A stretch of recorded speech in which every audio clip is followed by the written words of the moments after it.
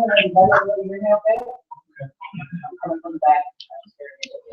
So, my name is Jeremiah Jman. Like she said, I am a practicing realtor from Rochester, New York. I'm an NAR certified instructor for RPR. How many folks have used the Realtor Property Resource before? Okay, I like that. Now, at your tables, you may have a 99-page encyclopedia, right, on RPR. Does everybody have that? That's going to be more of a resource for you to keep, unless you'd like me to read page by page everything that's in that book. How many people want that today? He does. Okay.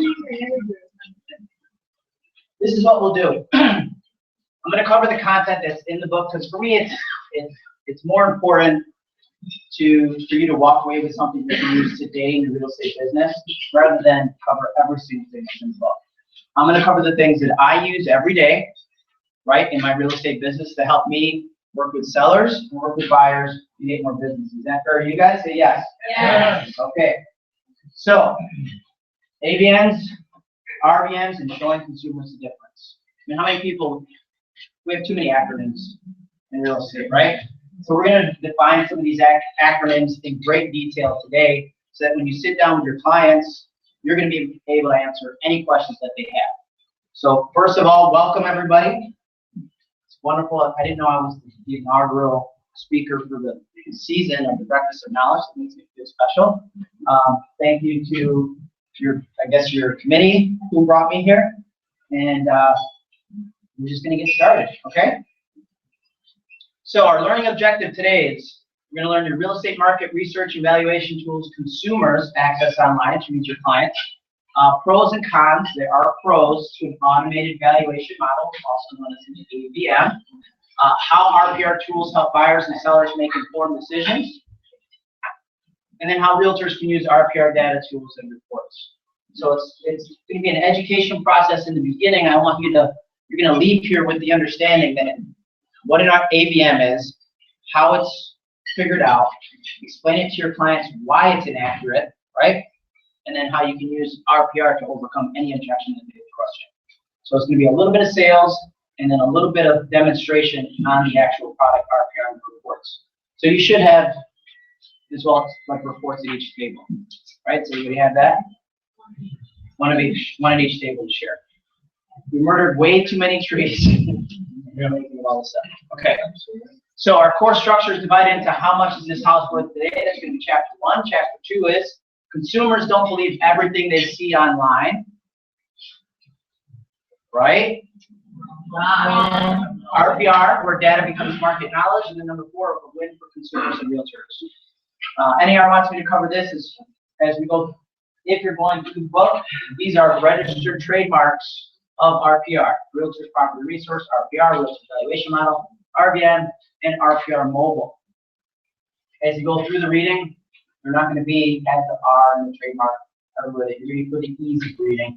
There's no registered trademarks. Okay, that's no legalese I have to cover. So what is RPR?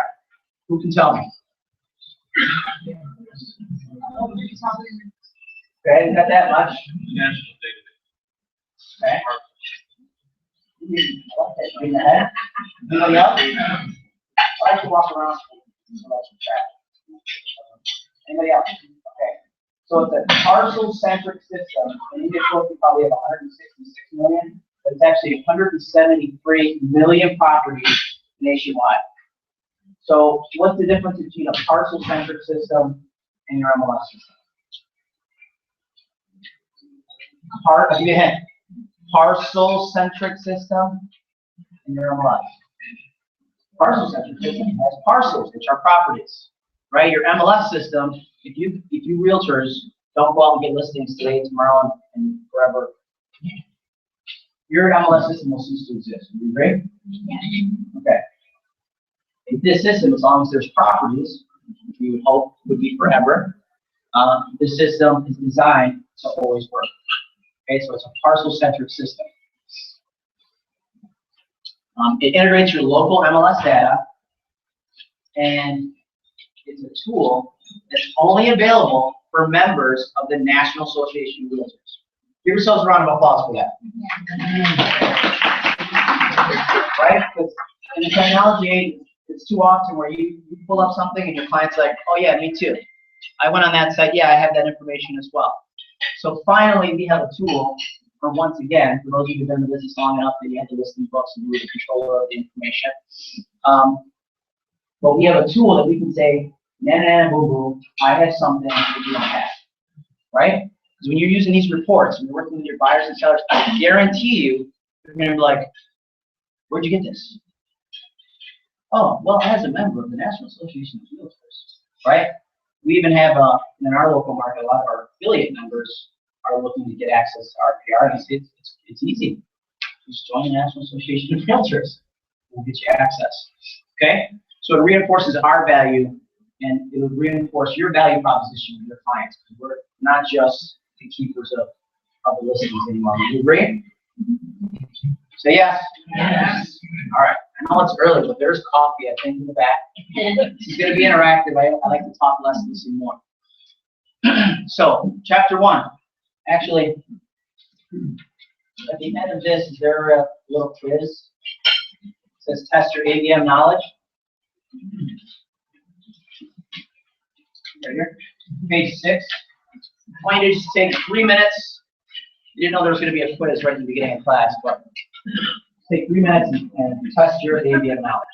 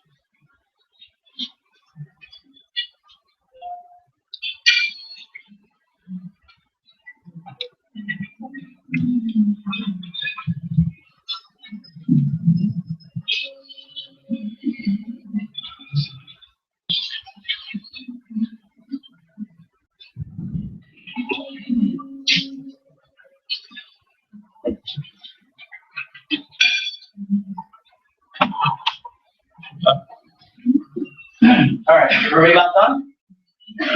All right, number 1, Realtors Property Resource is a member benefit of the National Association of Realtors.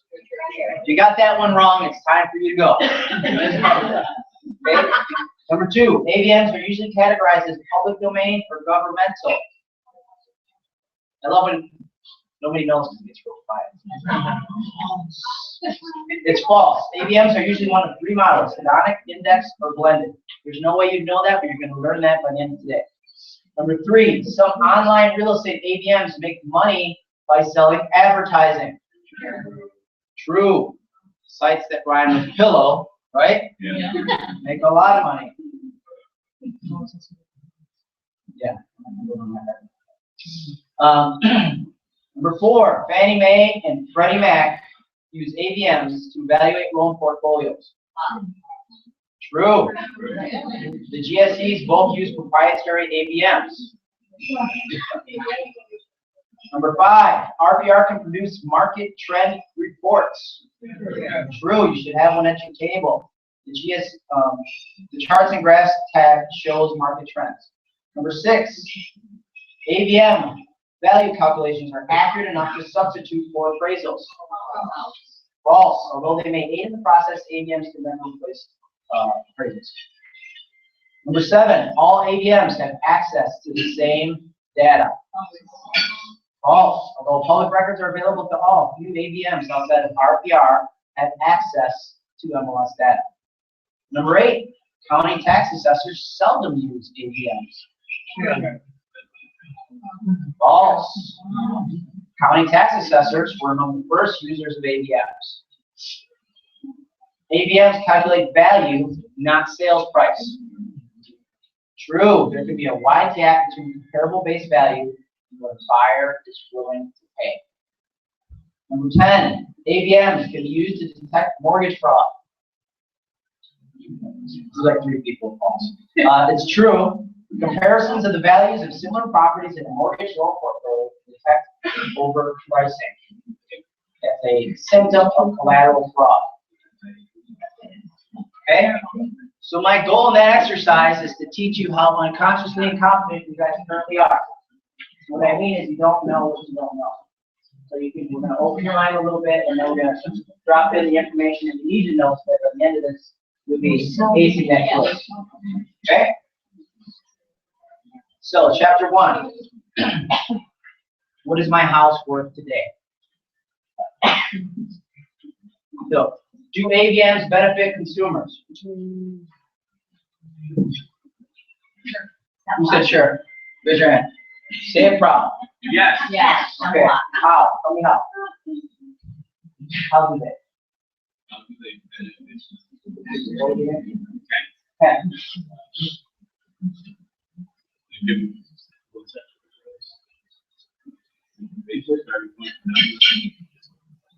There's something. Anybody else? I like that. No, yes. No, it's not going to influence at all. So let me give you a scenario. Every seller, I'm going to show you. Every seller that you've ever, well, not ever, but the majority of sellers that you've met with and listed your house, their first steps is that they went online. Okay?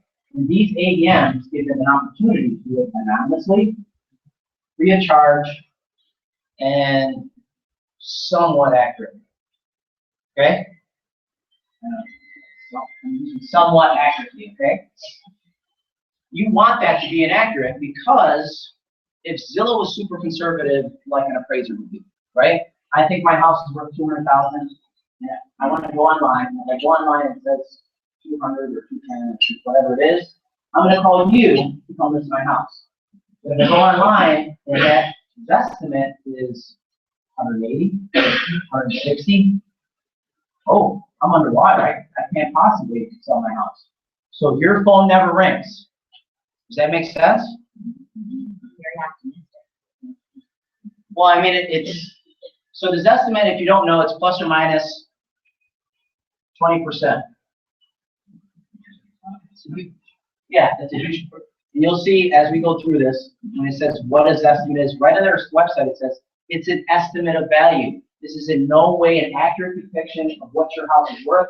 Your first step should be to call a real estate agent. I'll show you that today. You just Google what is this estimate, you'll find it yourself. You can print it, you can screenshot it, and you can do it. So Zillow is actually calling you to the better depiction of value. Okay? So yes, it's a quick, free, convenient, anonymous price estimate. It's okay for testing the water, right?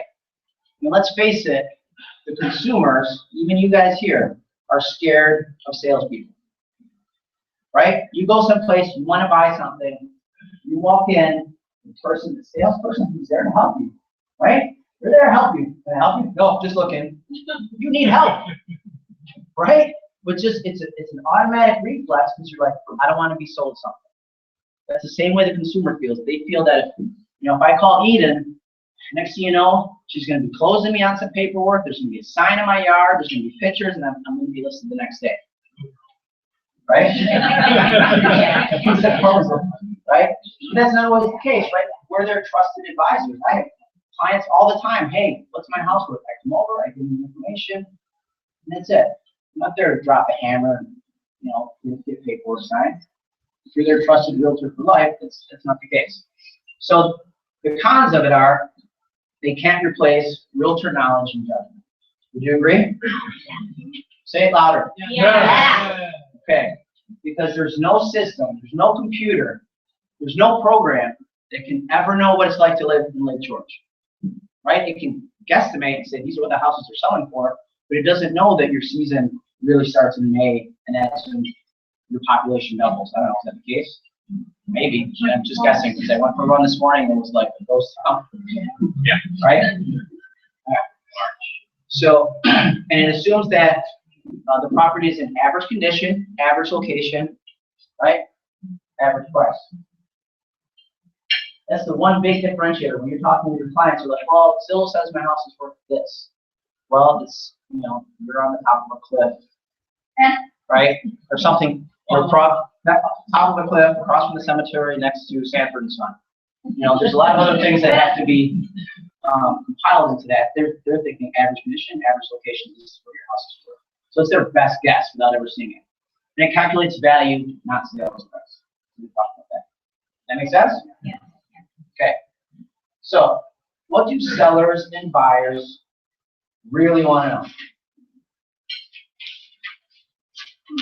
Right? Sellers want to know, did my house value go up? Did it go down? I mean, they're still kind of, depending on if they bought their house in the last 8 years, right? They're wondering did they make a good decision because it was post 2008, right? Or if it's before that, they're wondering did my house recover from that 2008 bust? Okay, how much equity do they have? Are they underwater with the mortgage? Is that important? Yeah. Not just underwater with the mortgage, but are they underwater, like floodplain? Yeah. Right? Yeah. Poor folks in Texas, like half of Texas right now, is underwater. But you guys here, you have waterfront, so flood insurance, floodplain, that can be a big issue, right? On the buy side, should they buy now? Should they wait? Right? You have those buyers that are like, they'll contact you every once in a while. What's the interest rate? 3.25. You know, when it's at 3, oh, 15 year, we're at 2.8. Okay, just let me know. Keep me in the loop. You're like waiting for it to go to 0. Right? Because there's car dealers out there now that have interest-free financing. Right? So why? Just wait it out. It's coming. It's going to get even more. I think when the interest rates tick up, that helps our industry. The fear of loss kicks in. I'm like, oh my goodness. I know my dad bought his mortgage at 23%, but I'm worried about another 8%. Right? Are they paying too much or getting a bargain? This is in the back of every single buyer's mind that you're working with. When they say, I want to think about it, right? Or I want to go home, I'm going to sleep on it. Sleep on it, they're not sleep in it, right? That's what I say. I want to sleep on it. What they really want to know is, if you could show me this house and you could buy, how would an offer take? Exactly what you're thinking. Okay? And using RPR and reports that we can provide them, you're going to demonstrate the value without question. Okay, here's some buyers that want to do that. Right down here.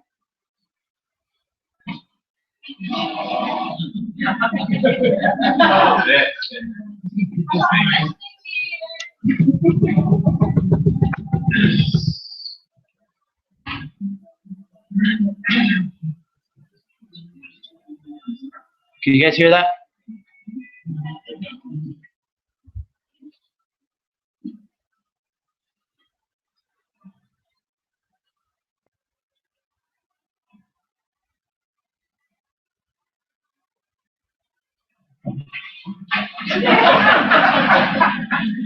That's why I don't install my own doors.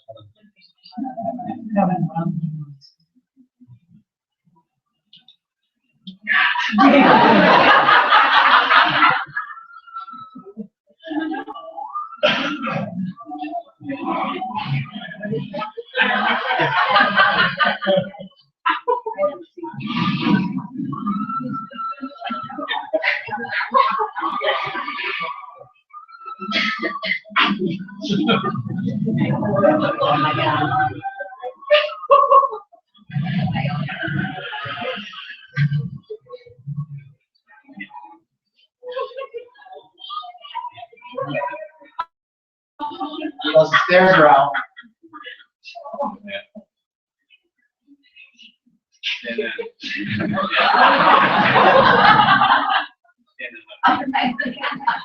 All right, so that's the money pit for those of you guys who've never seen it.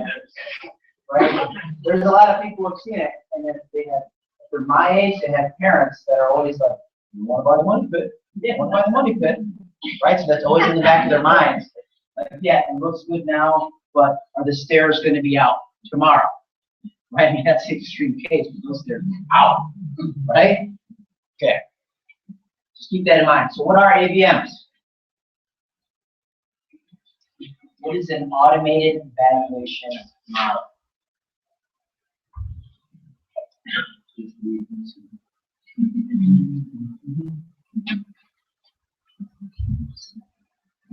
Somebody. I know what it is. I just want somebody else to tell me. Want me to read it? Yeah. Let's With a computer software program that combines data such as assessed value for taxes and sales data to calculate a value for a property and in some cases predict market trends. Okay. What is the most popular one we encounter almost every day? Zillow. Right? That is an AVM, also known as an automated valuation model. Assessment is just a marketing term that they trademark it with because it sounds a lot sexier than automated valuation model. Right? Assessment of your house. Right? It's a business tool to save operational costs and improve efficiency. And like we discovered during our quiz, first users were our county tax assessors, our high volume lenders, and Freddie Mac. You know, if they have a whole portfolio of loans, they're not going to order an appraisal on each and every loan that they have in their portfolio. These AVMs kind of give them a quick and easy way to estimate each one and to put an overall value on it. Does that make sense? Okay. So we have our government AVMs.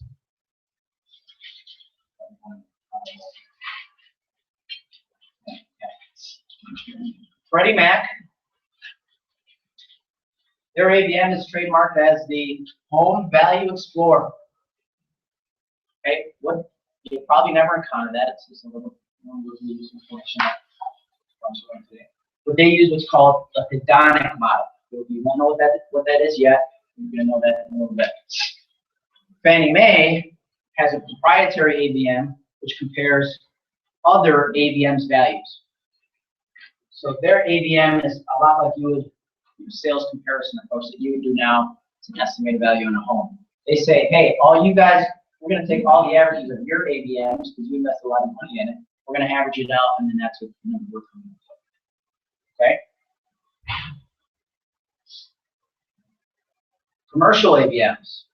So,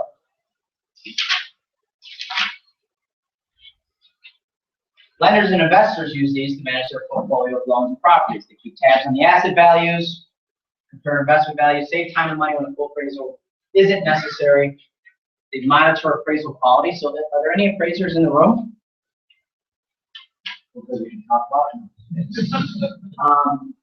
If you talk to an appraiser, which you guys haven't brought more yet, okay? If you talk to them, they'll tell you now they have to send a backup to their appraisal, re-verifying the value that they came up with in the appraisal.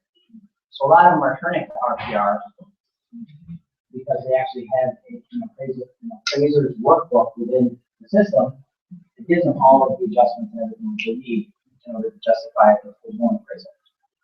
Okay? Consumer.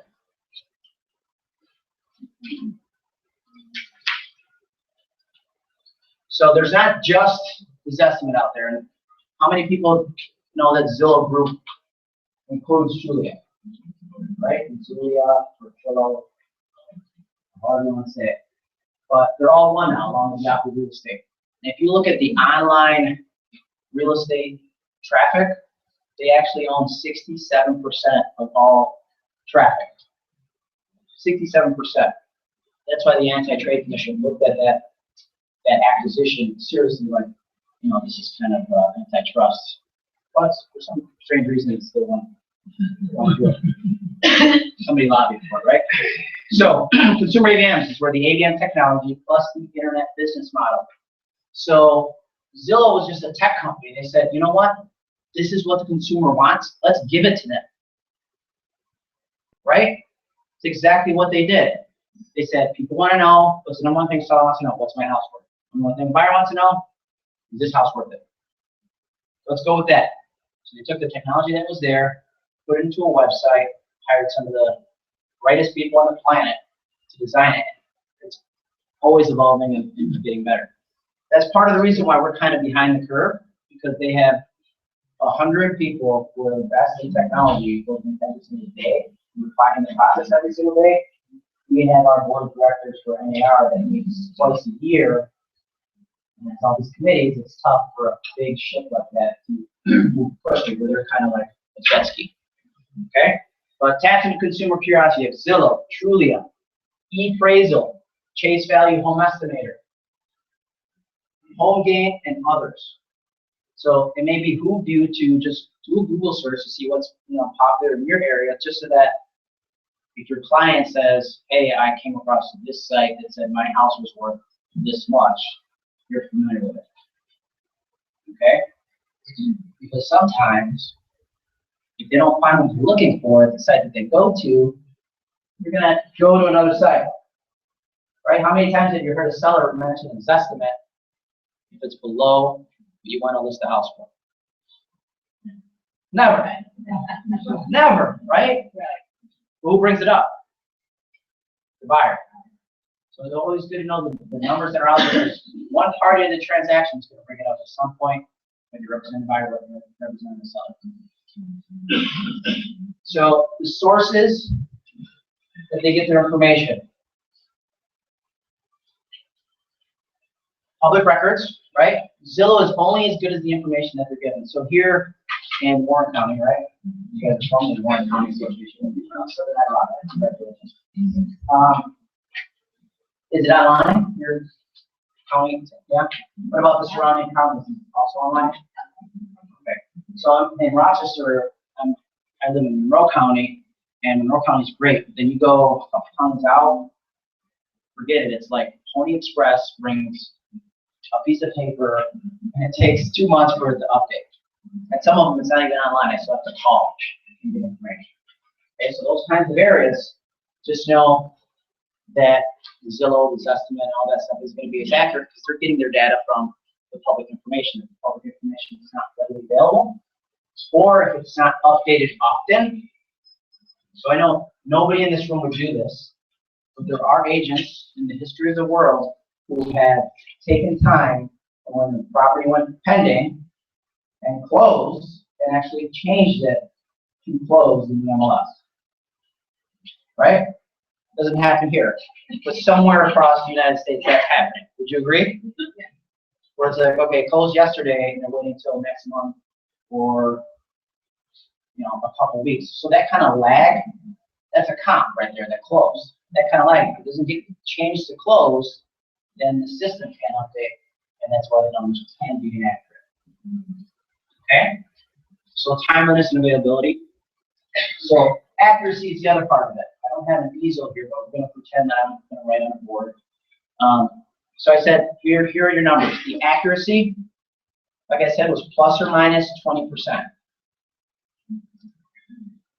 Now the reliability, which is how often you can rely on that number, is 70%. So let me break that down.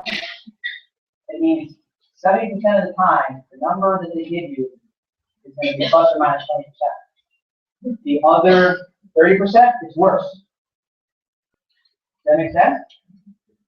So it's good that you know those numbers so that when you're communicating that to the seller, they say, hey, my house is worth $200,000. You say, well, look at Zillow says there's a variance there. 200,000 plus or minus 20% is 160 to 240,000. Pretty sure anybody here in the room, close your eyes, throw a dart or dartboard and come up with a price tag. Right? So algorithms. Algorithms are how they come up with these numbers. Am I on the page? Should be somewhere. Hold on. I'll tell you where I am for those who like to follow up.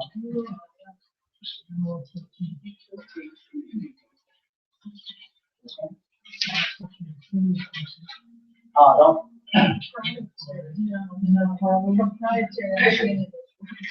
Okay.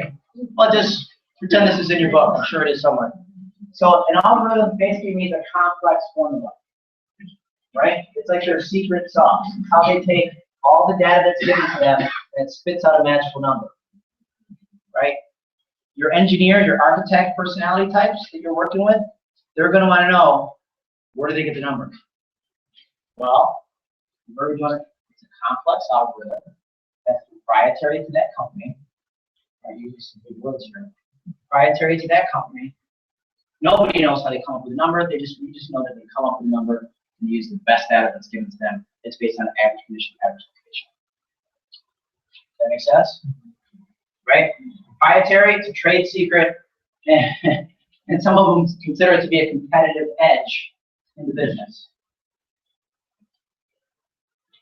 So here are the models. This is 14. Right? 14.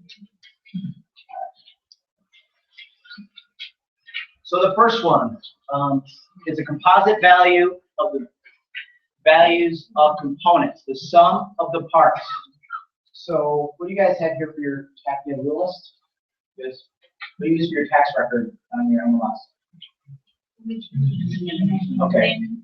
So on there, do you have like a value for land and like a value for a home? Yeah. Okay, so that's similar to a hedonic model. But that one, hedonic model will break it down even further and say square footage is worth this much, bedrooms worth this much, baths worth this much, land this much, and then give you a total.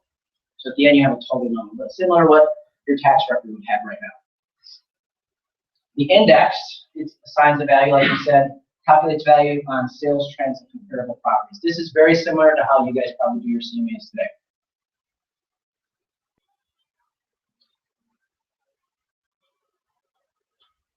And then the third one is a blended, right? So it takes both of those, combines it together in the secret sauce to come up with an even better number. That's where RPR comes in, right? The RPR model is a blended approach that has a sales history of comparables.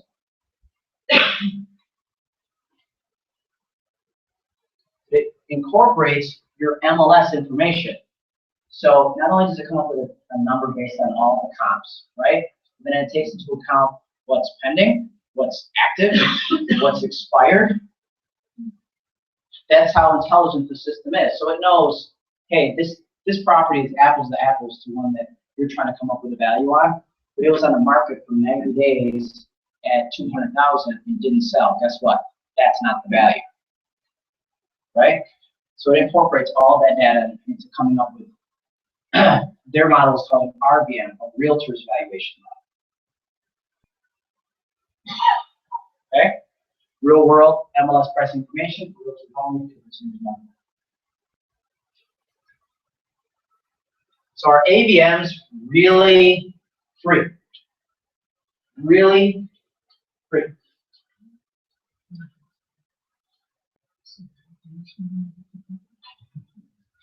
So in the front here, nothing's free. There's dues money behind it. I'm talking about the AVMs. So the Zillows and the Trulias. Are those really free? Who pays for it?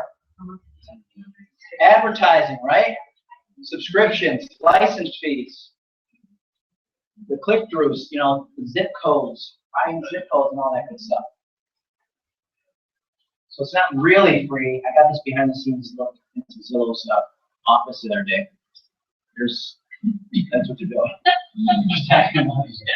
Stacking money. So it's not really free. It says multi-million, multi-billion-dollar enterprise at this point, right? It's very similar to, I'll give you an example, hotels.com, Expedia, those kind of places. So hotels originally said, you know what, business is slow. Let's go to hotels.com to book our extra rooms. And said, man, we should just stop advertising. We should just stop marketing. We should just stop working on our current customer base. We're getting all these leads, right? Now hotels.com turns around to them and says, this is what you're going to charge. Yeah, so think about that and think about what might be happening in the future when it comes to that. So it's always like, don't put all your eggs in one basket. He did hotwire.com. I mean, so that business would come up. Absolutely. So it's not free. It's not free, right? So how does RPR make money?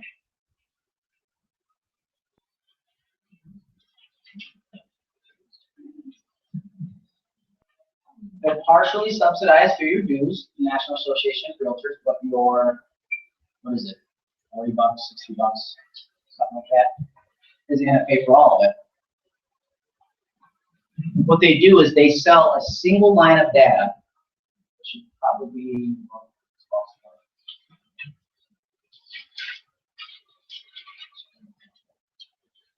so basically the GSEs, so Freddie, Fannie, anybody else says, here, I have this portfolio of loans, right? And they give them a whole list of each loan, and then RPR sends them the value for each loan, for each address, basically, like a mini appraisal. And then the banks or the GSEs will then pay RPR per property. That's how confident they are in the value, and that's how RPR makes money. Okay? So you don't have to worry. At the end of this presentation, I'm not going to go, that's not all, folks. For $29.99, you too can have this system. Right? This is free. It will always be free to National Association of Realtors members. There's no MLS. Property, listing, seller, and realtor defined data is ever sold. So what that means is, as you're using the system, you input a lot of information, right? About the properties that you go to, that you're listing, or that you're selling.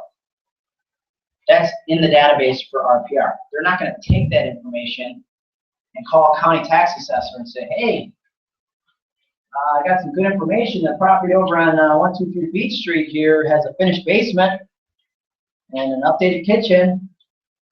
And anything else that you might have input. It's not going to happen, so don't worry about it. Be confident in that what you put in there is proprietary to you guys. It's going to be in your account only, so nobody else can see it, and it will never be sold.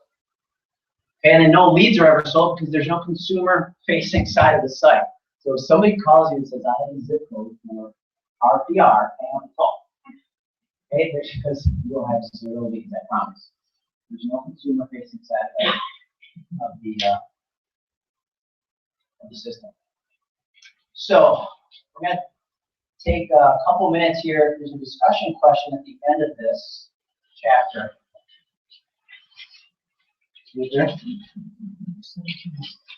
Page 17.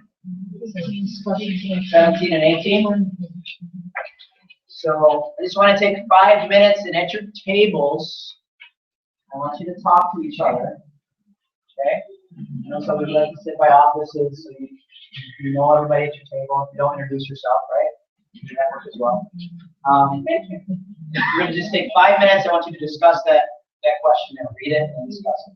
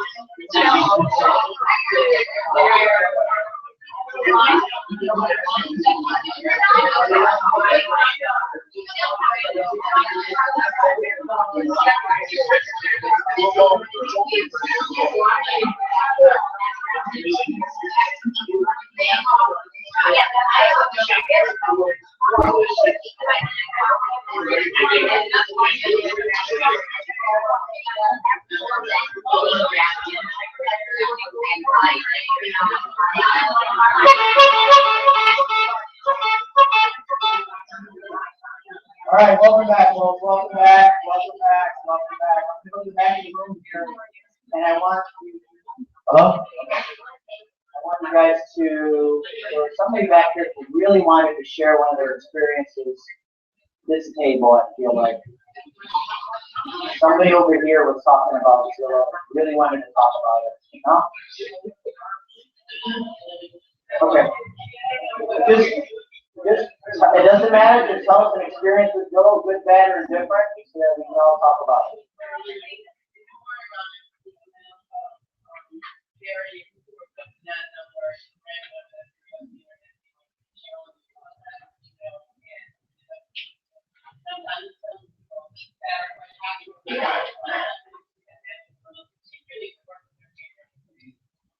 Okay, did everybody hear that? No. So, no, I'll repeat it. So she said, where's the extra mic?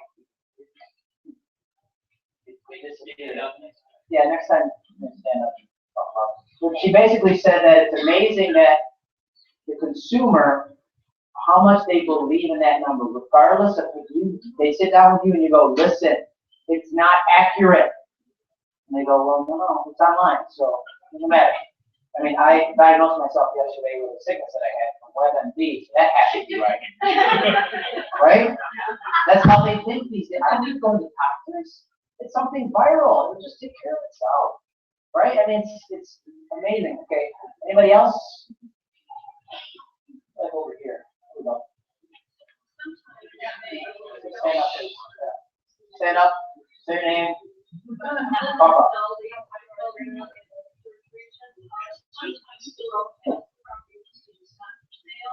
Sometimes they also don't take into consideration the vacancy or something about the sale price that I listing. So I'll repeat it. Sometimes Zillow, the property is not for sale. It shows that it's not for sale. That's what you said, right? And or doesn't take into account that you may have a house listed, but it also has two separate parcels for a total of 3 parcels included in that sale. They don't take that into the value. Makes a lot of sense. As far as it not being listed, sometimes that can be a broker-to-broker decision, depending on how it's set up here at your real estate board, where they can choose not to syndicate their listings to Zillow. So if the consumer then pulls up in front of that house in their car, they pull out their smartphone, they show me this house nearby, it will show that it's not for sale. Okay, so that has to do with the syndication of what your brokers or I don't know what the real estate board does. But again, it's a button that can be pushed yes or no on whether it appears on Zillow. Anybody else? I want to hear a positive experience. Oh. Right.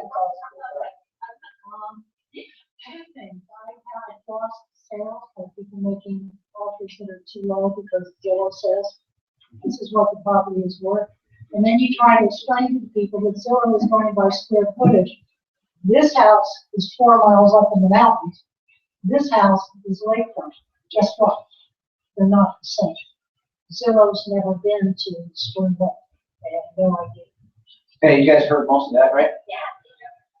Yeah. No. Well, then you can't hear it. She basically said, tell me again. I was concentrating on holding the microphone. Excuse me, I'm a little hoarse from this book. Anyway, you'll be able to have a customer who goes to make an offer on a property because Zillow says this is what it's worth. You know what your area is worth, what property values are. They don't listen to you whatsoever. They lose a purchase, you lose a sale, and all you want to do is a couple months later just send them sold $50,000 more than what you were offered because Zillow is.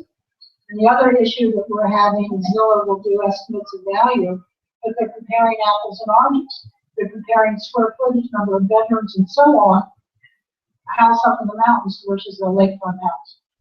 They should be worth the same because they're the same square footage. I don't think so. Right. So repeat what she said. The comparables aren't apples to apples. Sometimes it's just proximity to that subject property.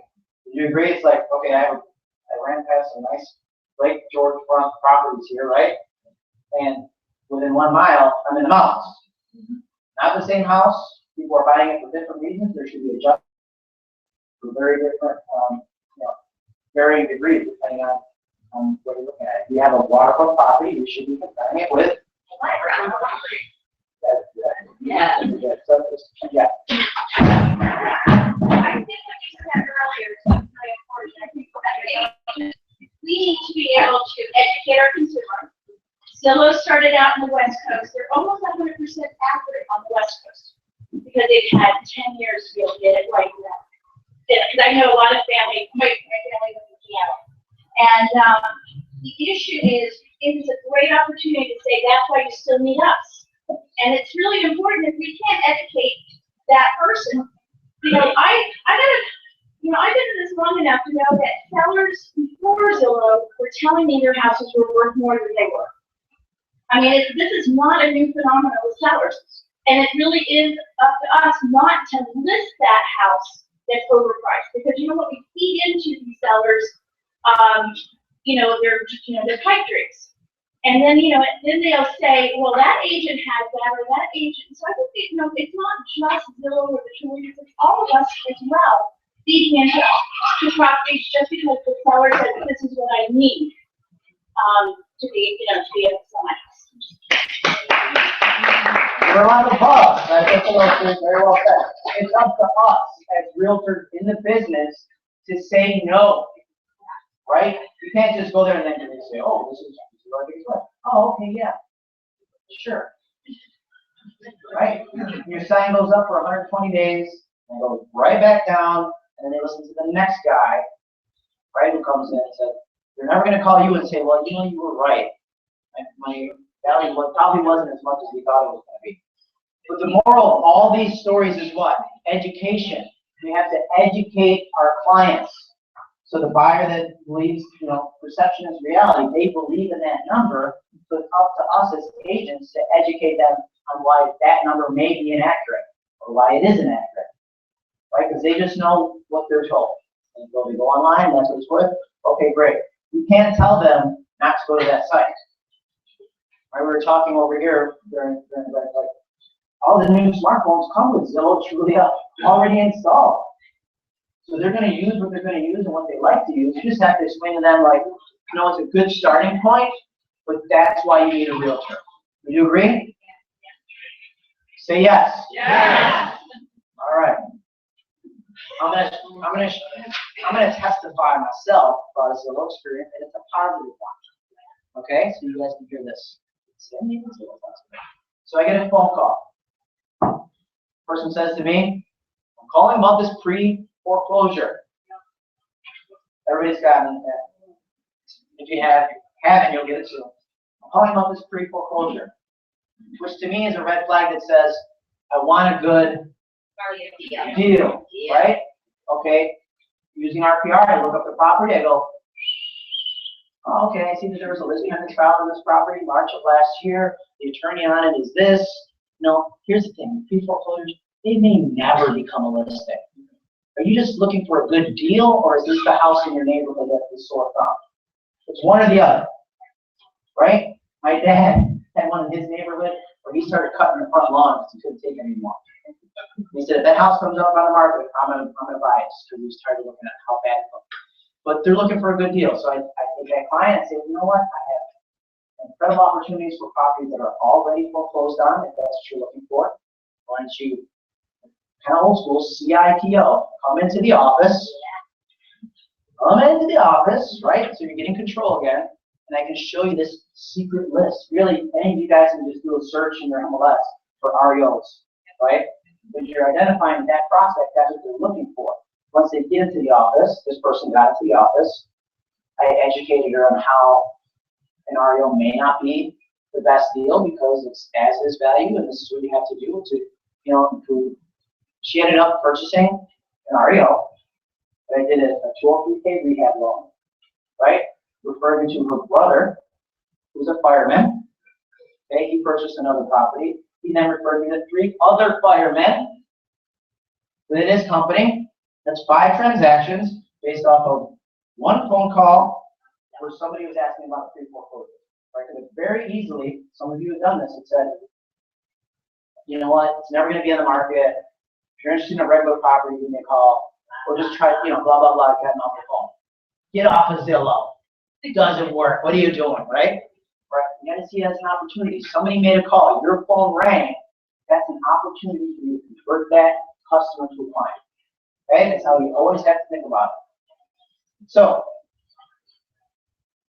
chapter 2.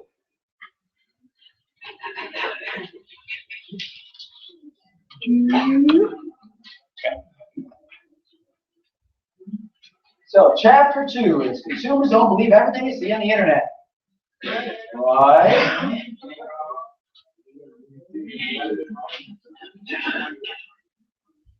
So consumers are more plugged in than ever before.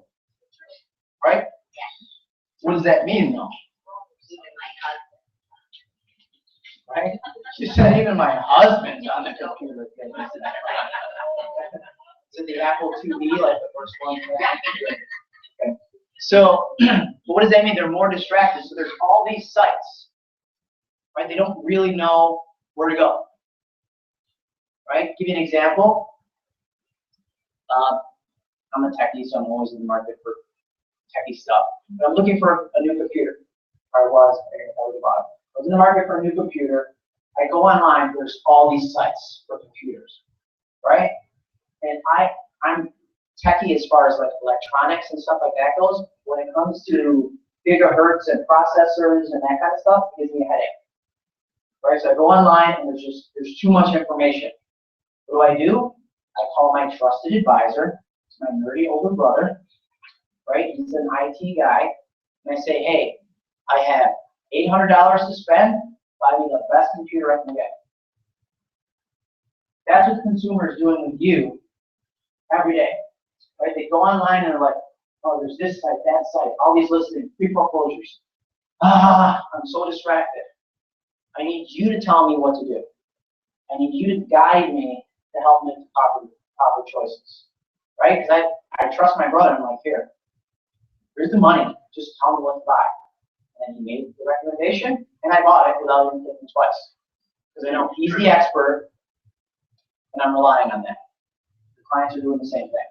So here's this is a quick video. It was a home computer, so I bought an HP desktop, but the thing was it had like 2 terabytes of storage. I do a lot. You see, I do a lot with video. So I had 2 terabytes of storage. I had a video card that I wouldn't have known was important. And then I bought a 39-inch TV for my screen. Because I'm so visual, I like to have everything up there. So the answer, any tech guy will tell you the computer that's right for you is the one that's right for you. But there's no right answer. You just kind of have to, it depends on what you need. But here's a quick video on a client that learns that his estimate isn't that accurate.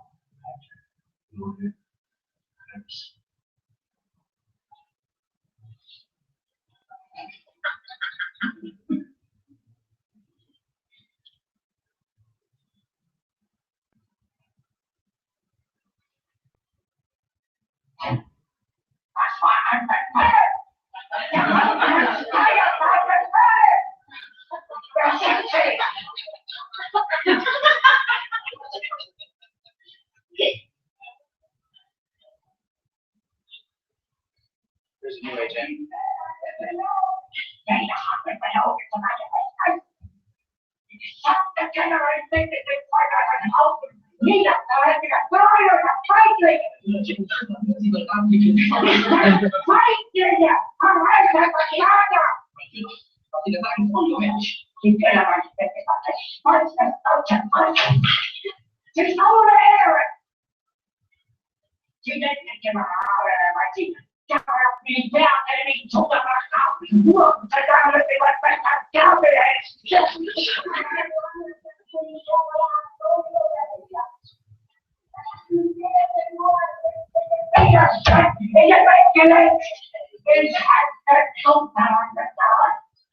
Oh, darn, I got hair on my chin, I didn't get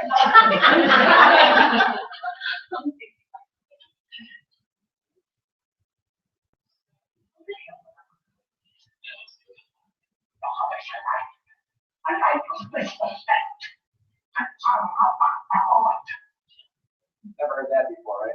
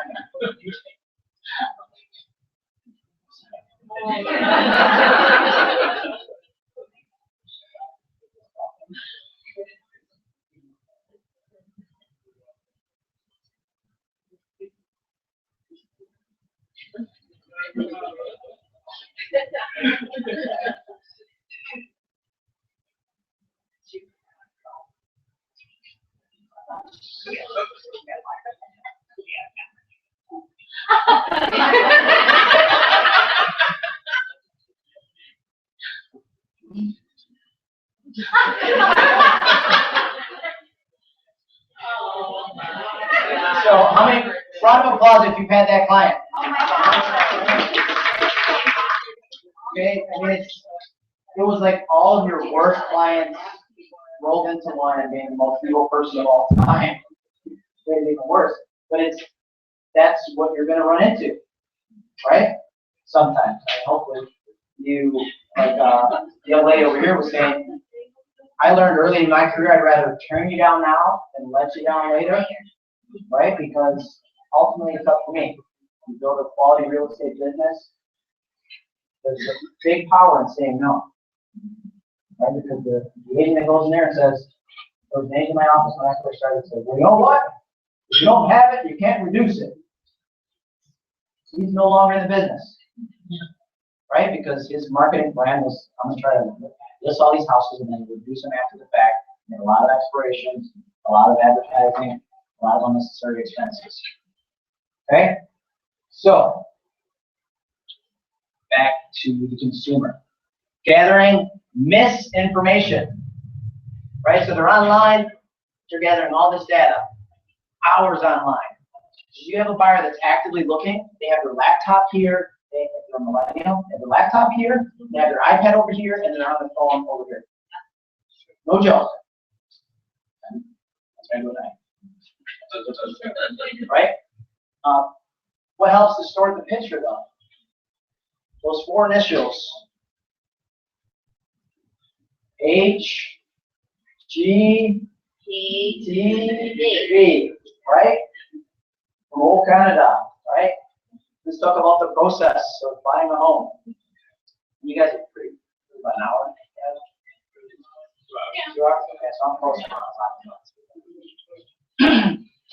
But all that stuff's built in Canada anyways.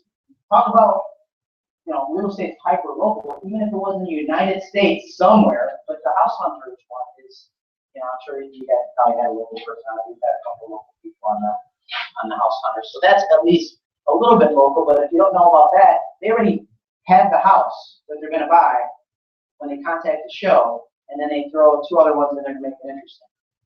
It's not like they randomly, right? HGTV, it's like, if I hear open concept one more time, think about it. It's like when we're in college, you play a drinking game or something, or if you hear the word, you gotta do a shot. Everybody here would be unconscious. Open concept, open concept, open concept, open concept. I mean, just, we get it. We get it, right? What does that do? When your buyer goes into the house, they're like, oh yeah, I'm gonna blow this wall out over here, right? And over here, yeah, we'll just, like, do you realize that all this stuff costs money? Right? But no, I just saw it on TV. They did it in 2 days. Right? It was a piece of cake. And the parents gave them the money or whatever it is, right? They think everything is super easy. So HGTV has hurt us, but again, it's up to us to tell them, okay, and most of the stuff's in Canada, but it's not like that's local. It's not Lake George, it's not whatever area you work in, It's not that. So your first step is what? Educate them. Educate them. Educate them. Educate them. Your first step is what?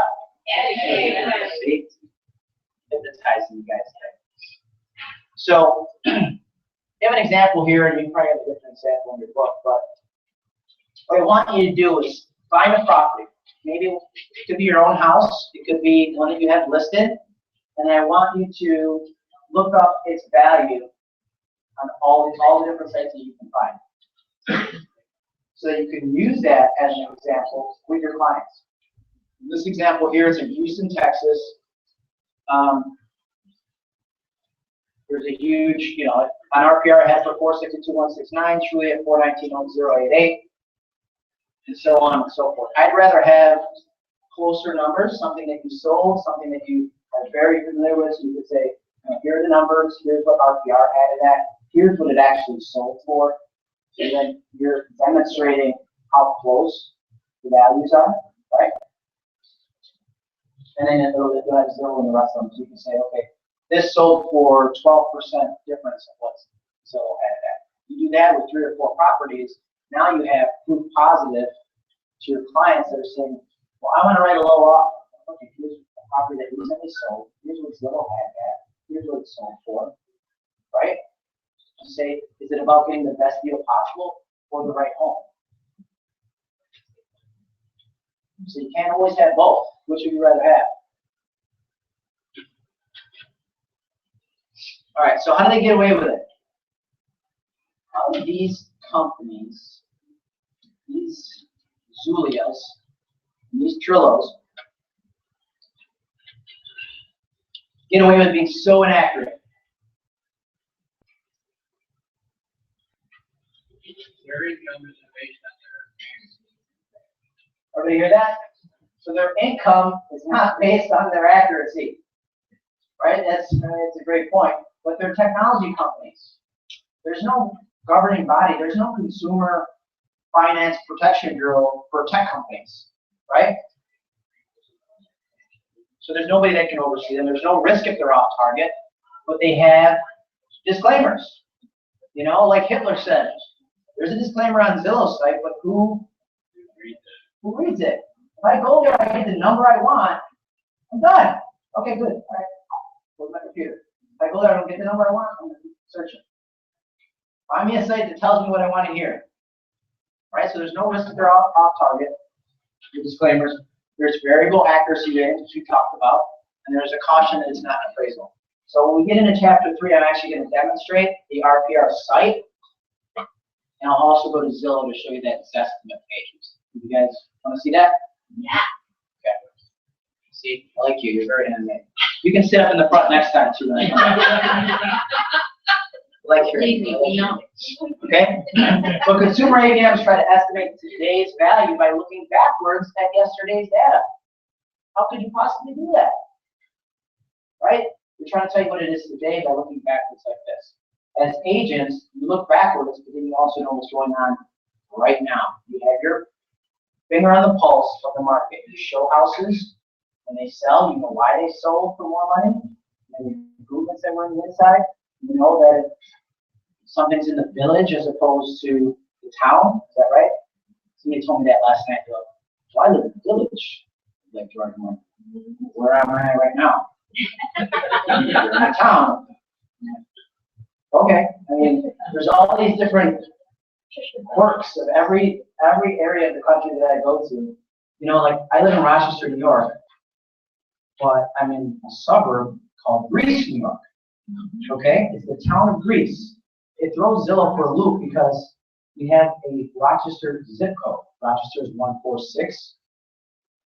So Greece and all the surrounding suburbs have the same starting of the zip code, the main city of Rochester, but they're actually in towns.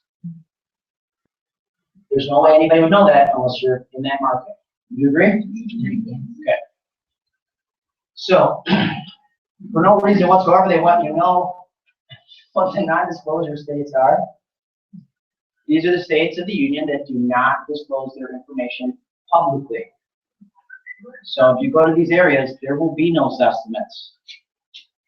Alaska, Idaho, Indiana, Kansas, Louisiana, Maine, Mississippi, Missouri, Montana, New Mexico, North Dakota, great state of Texas, Utah, and Wyoming. Yeah, surprising. Right? All public records, real property records. The sales are not publicly reported. Sold data. Correct. You're saying all of us. Yes. That's current. Yes. Yeah, this is current. Okay, no, I just got that from NAR. I don't see this money. Taxes obviously. Great. Yeah, this comes right from NAR actually. Okay.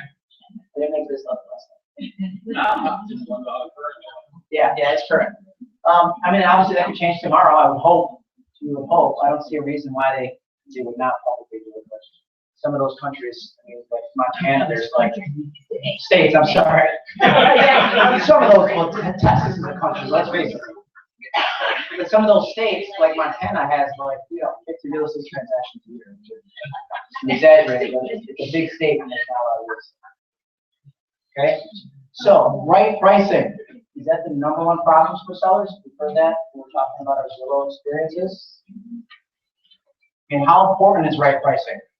It is the most important thing, right? Forget about you have the best marketing, you take the best pictures, you hire the most amazing stager, right? You have fresh flowers brought in, everything you could possibly do, but the property's overpriced, it's going to sell. No. Okay, so number one problem for sellers, do they tend to overestimate? Right? And what's the conversation you should always have with them? What dictates price? The market. Market dictates price. And since I'm in Rochester, I use Kodak all the time. And I say, look, my uncle worked for Kodak and he bought stock at $64 a share. Right? That's what he paid for it. He puts that on the market, can he say, look, I paid $64 for this share back in 1986 when we had 65,000 employees. You should pay me what I have to get out of it. Right? How often do you hear that? And they go, no, you're just going to pay what the stock is worth. Your house is the same way. A buyer's not going to come in and say, oh, well, I saw these 20 other properties that are exactly the same as this one, plus or minus a couple of things. But I should pay you 20% more just because you need to get that extra money to make a move. That makes sense. Right? And that's your mindset sometimes. So, right pricing is the number one problem. Here they have national numbers.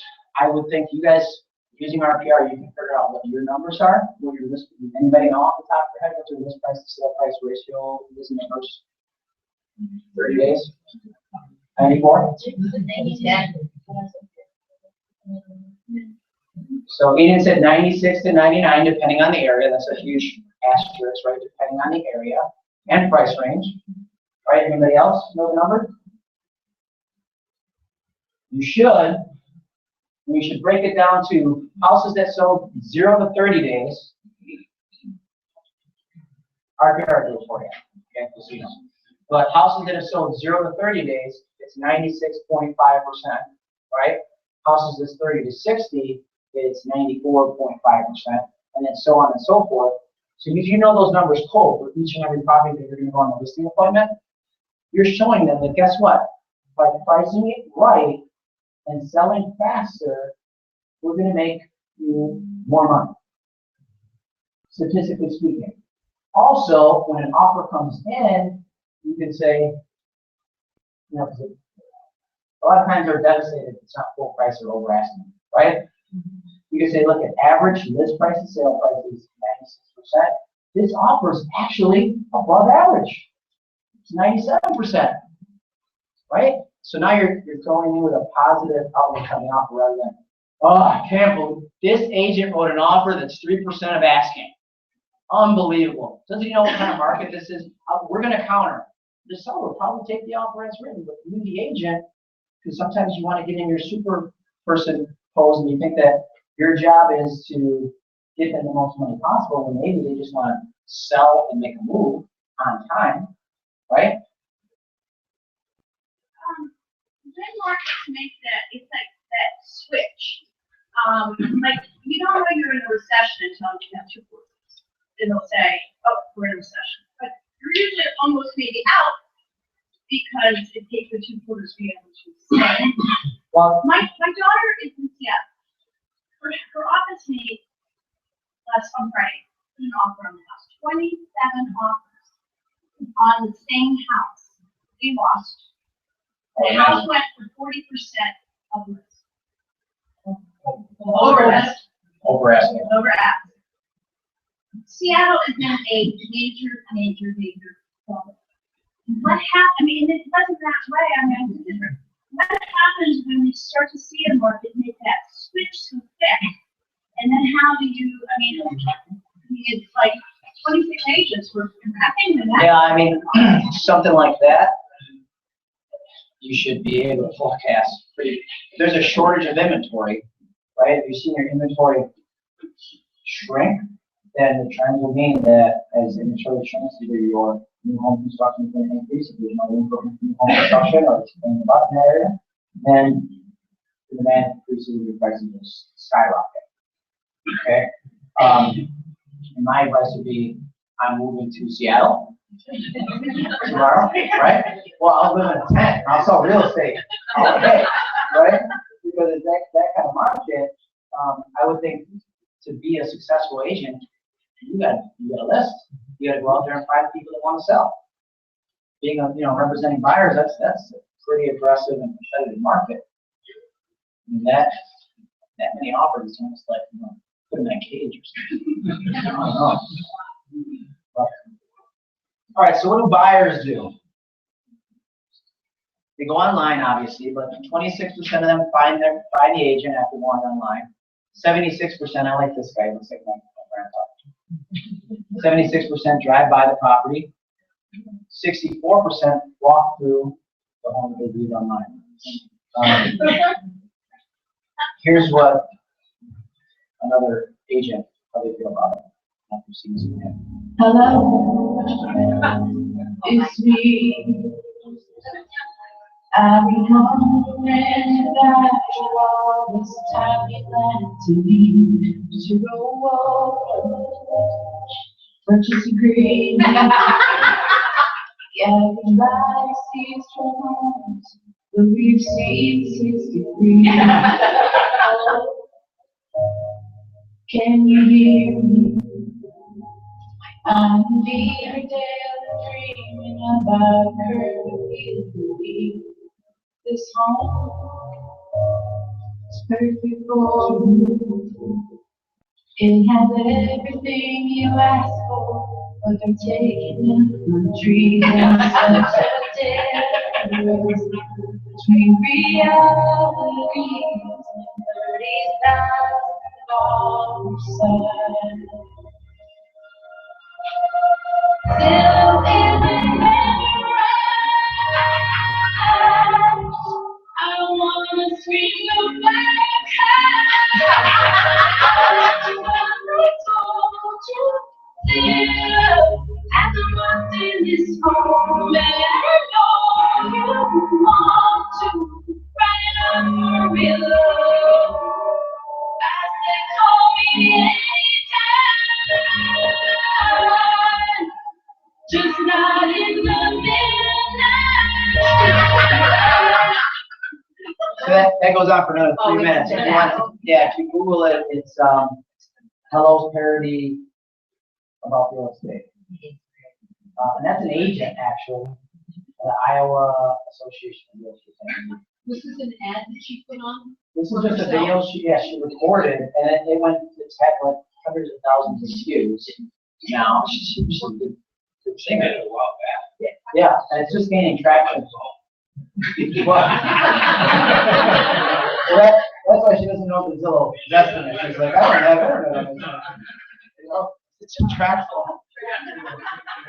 She's like, this is a great phone. I can finally take pictures.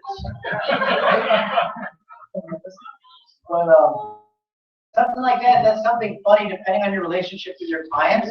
You can send them that, right?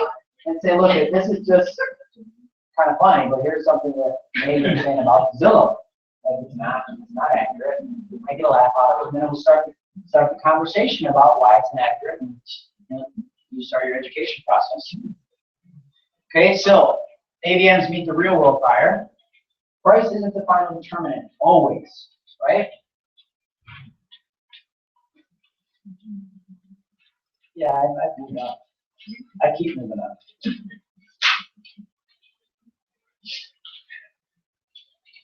Is price always the most important thing for all buyers? What else do they consider? School district, location, what else? Mom lives next door. I just sold one where I sold one to a client, and then the mom bought house came up across the street, right across the street. That can definitely happen sometimes. Oh yeah. And they made the mistake of telling that to the seller when they were there for the showing.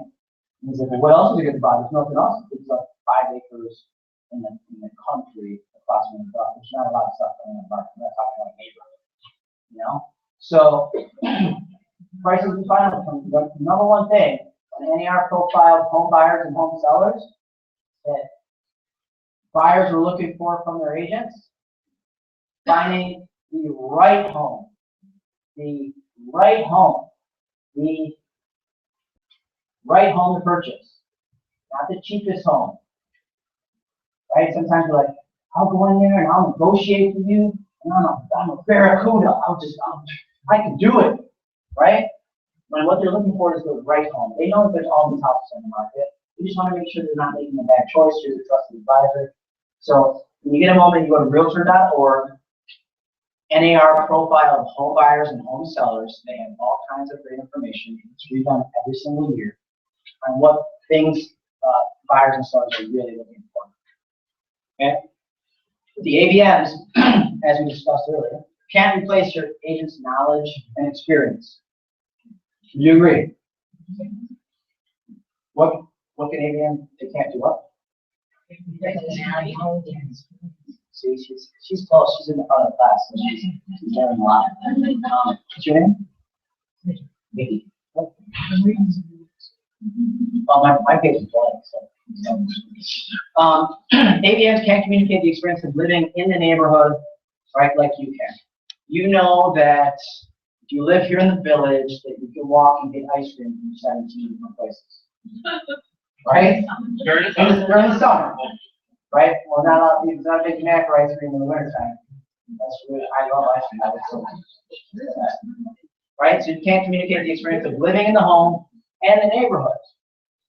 Right? So some people who move to a resort area, they don't understand the population change season, on season, off season. But you as an agent who lives here and knows the market can communicate that information. Okay?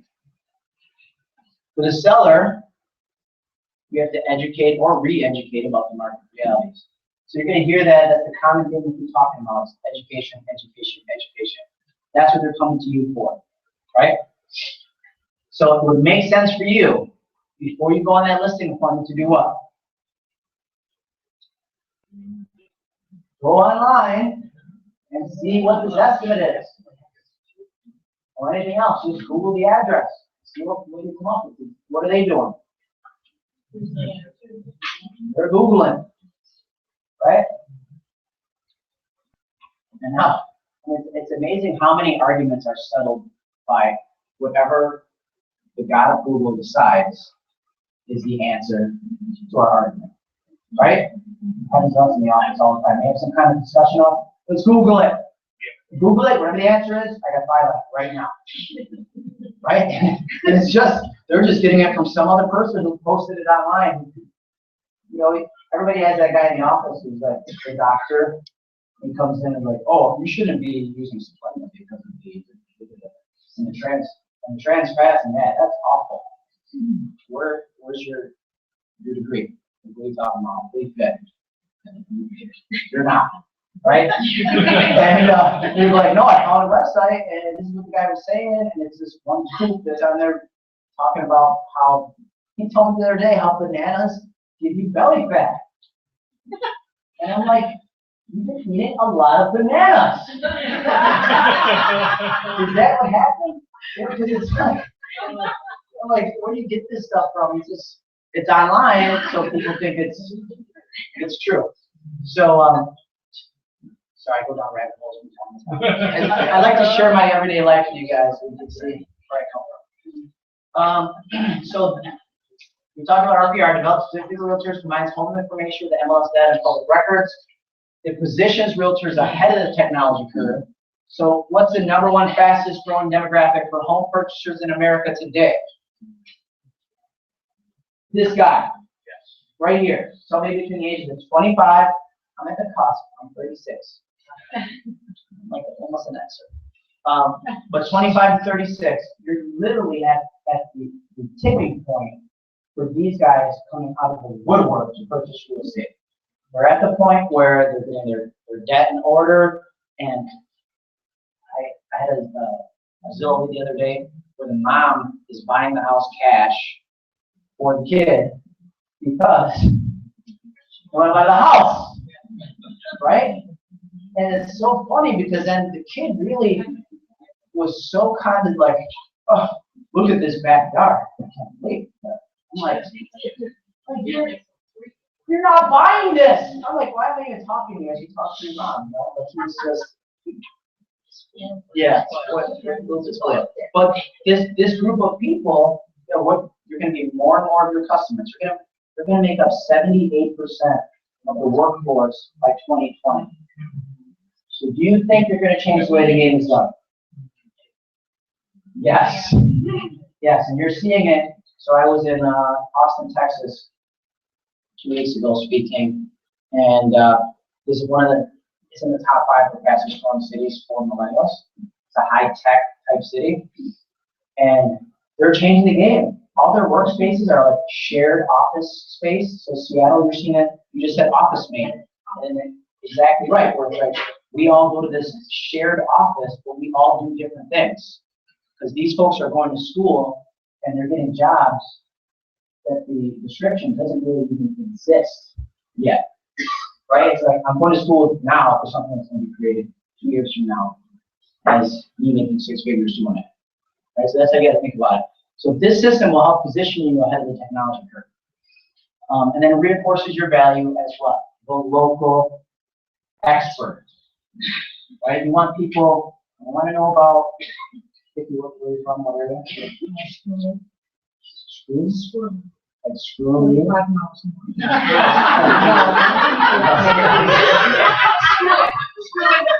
S-C-H-R-L-O-N.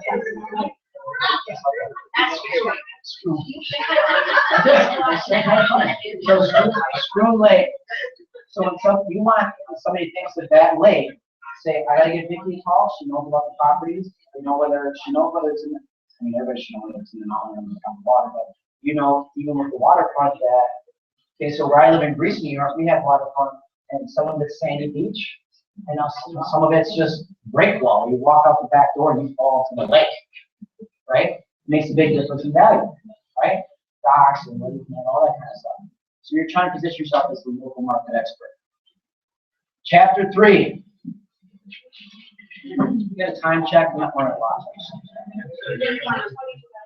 10:27 is the perfect time to take a 10-minute break till 10:37, and that's real time, not real floor time.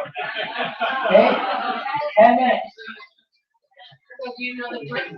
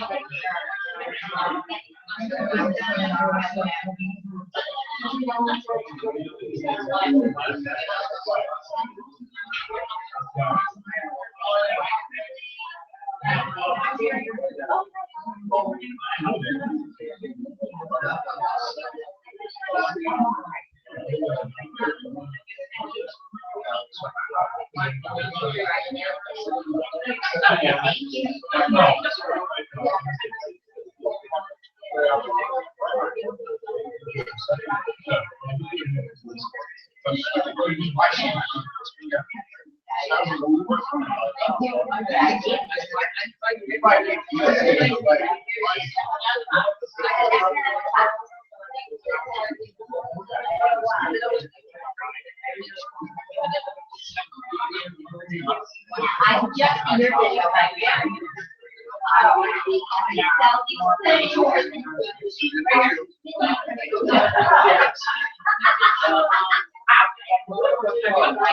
I don't know.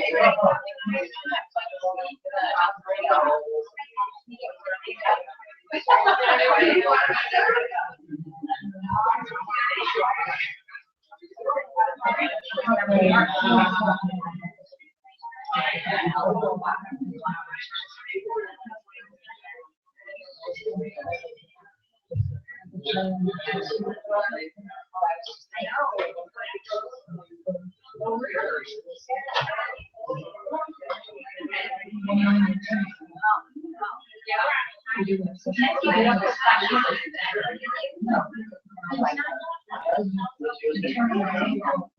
ever done anything for him?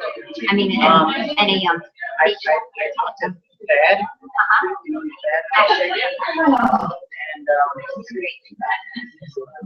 discussed it, and, yeah. Maybe I'll get it here. all right, great. Thanks a lot.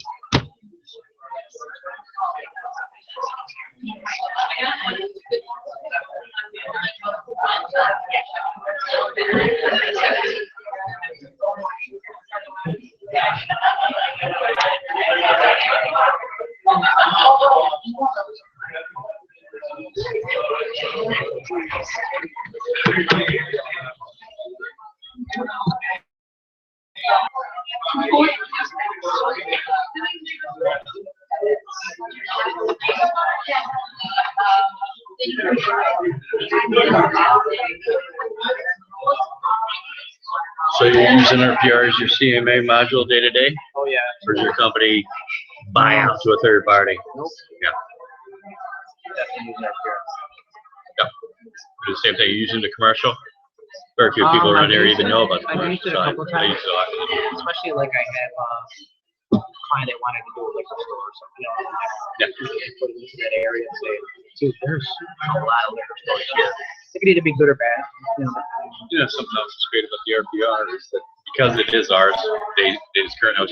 I teach this for our local board. I teach the MLS and all this other stuff. But and I go, do you realize that I just sent a referral down Miami Beach? This is the first thing I did. Pull up the condo down there, got all the wherefores and whyas as best as I can be. Like I said, we don't know the area, but what a great resource. And today, you can satellite zoom right down in on the damn thing, see what it looks like, see if it is next to I-87. You know what I mean? And that's the stuff that's interesting because I teach myself and I go, there's nothing like somebody's base knowledge.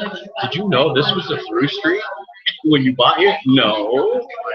And every day, you know, so anyways, here's my answer to Zillow. There's estimates, suck, obviously it's no, but I look at it and I said, do you realize what Zillow's business model is first? That's nothing to do with pricing your home. It has to do with selling leads to realtors. Okay? So that's why they don't care what it is. They want you to sign in, put your name and your email address, and they'll spit out a number. What they're doing with that is they're taking that lead and they're selling it back to me. They really don't care about you because they're not selling your house. They're not listing your house. They're not doing nothing more than reselling that information. And the realtors bought into it, had to. Some didn't. If they had, anyway, they bought into it a long time ago, and now $600 a month would keep even. Yeah, you know. So that's basically the way I look at it, the way I explain it. You know, 20% is a huge sweat, and I never go there unprepared without having to check in my resources exactly what you're saying. Check all the different ones. You don't get me started on that was to find out where the house was that I listed and how many different sites it was, how much inaccuracies there was, and then what their values were. So that was a back a ways. before today, what you would do anyways, to see before they really even had Justin, I was just checking accuracy of your listing on different websites. But now, as they come up with their own estimates, different websites, whether it be your personal one, you know, like on Berkshire Hathaway, we're doing, we got a RVM, you know, and a lot of them do. They don't have to be big boys of truly. A lot of people have it. It's all the same. Even RVM, theirs be a little skewed in certain areas too. Oh, yeah. Yeah. As the data, it'll go from 5 to 3 stars. Yep. Yeah.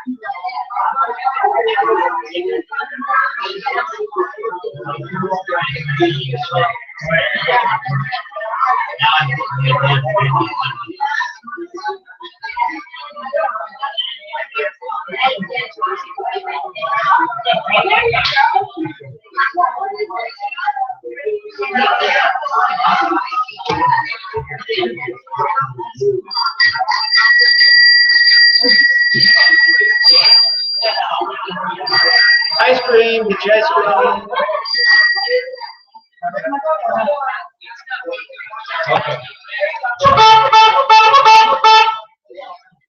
I tried to be the friendly ice cream down first, but the cats were not being wrangled, so we had to go to the go-to.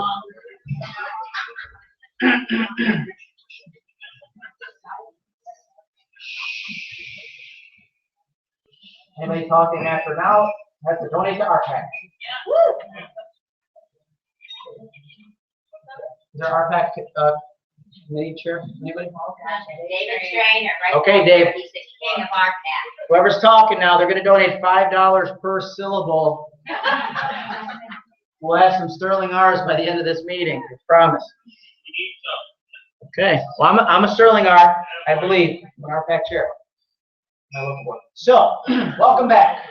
Jeremiah's Jman Monero, Jman Seminars, Chapter 3. This is going to be more on the site itself. We're going to start a little bit of the presentation, and I'm just going to go right out to the site and do some live demo.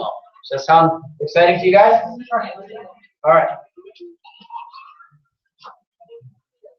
So, data becomes knowledge, right? Without it's data plus meaning equals knowledge, right? So I'm giving you a lot of information today, but if you don't know what that information means, you can't become knowledgeable on the topic.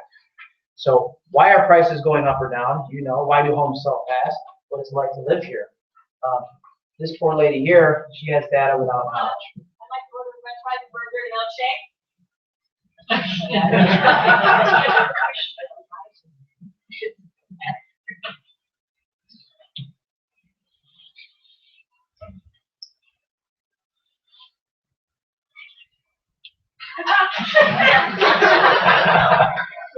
So she whispers because she's in the library. Beauty is nothing without brains. It's actually an old Mercedes commercial from one of the Super Bowls. But free data, priceless knowledge. So AVMs plus the public records plus the time lag equals what? Old data. Right? So this is some of the stuff you want to start to internalize and why it's going to be inaccurate, why this estimate is inaccurate. AVMs plus public records plus time lag equals old data. Expertise, which you possess, plus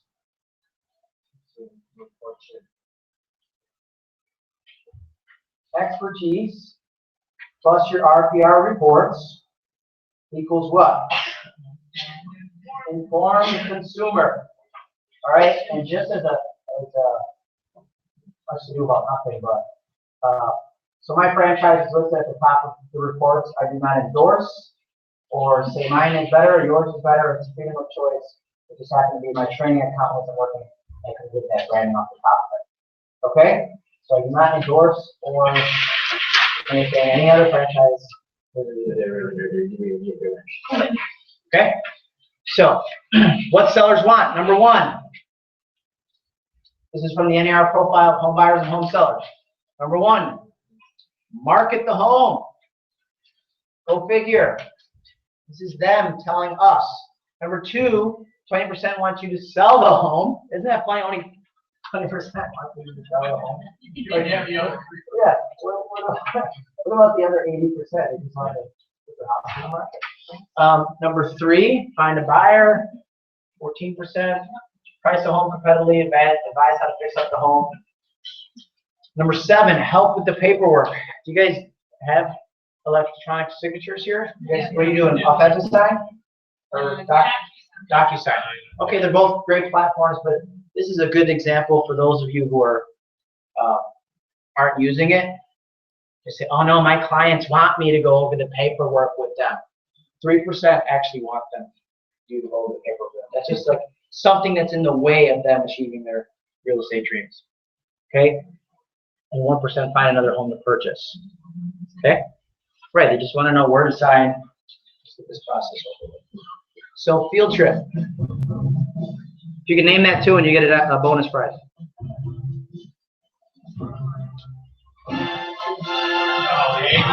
Yeah, all right. I love it when a plan comes together, right? So I grew up on the 18. That's one of my favorite shows. I'm Hannibal. You're Hannibal. Yeah, I'm the crazy one. So here we are. I'm live on the site. It's narrpr.com. Okay, and I'm going to go through just like I would every day in my real estate business. It's going to be more demonstrative. I'm out of the book at this point. Hallelujah. Because this entire chapter talks about RPR's power of their reports and how to use them in certain situations. So I'd rather go to the site and show it to you live. So when you first log in, you guys are fully integrated, right? This is what you'll see. Green means go. That all of your data is already integrated. So on the main screen here, you'll have all of your recent properties that you've looked up. You have recent searches and you have recent reports. I'll tell you now that once you start using this, you're going to have a lot of reports in there. They only stay in there for 30 days. Okay? So if you want to save it for longer, you have to save it to your computer. Okay? But I don't, because after 30 days,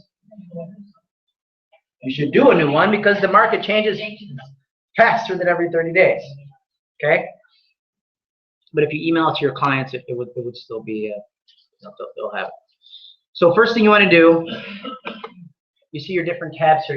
You can search for all properties, for sale properties, neighborhoods, schools, market activity, and then my listings.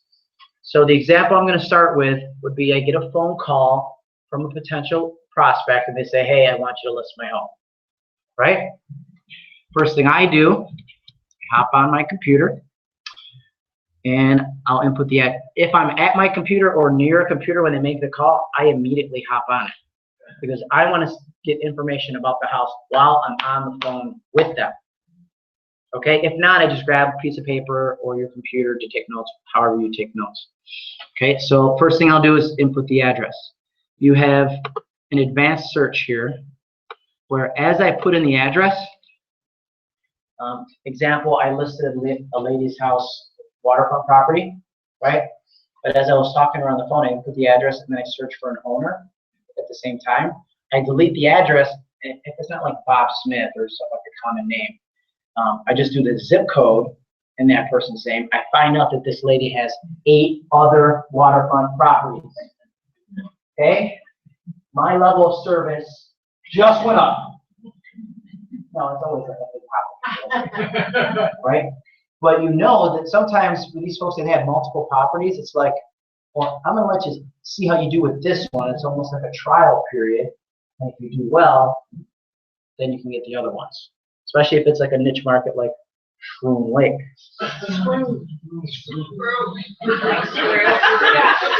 The lake, okay?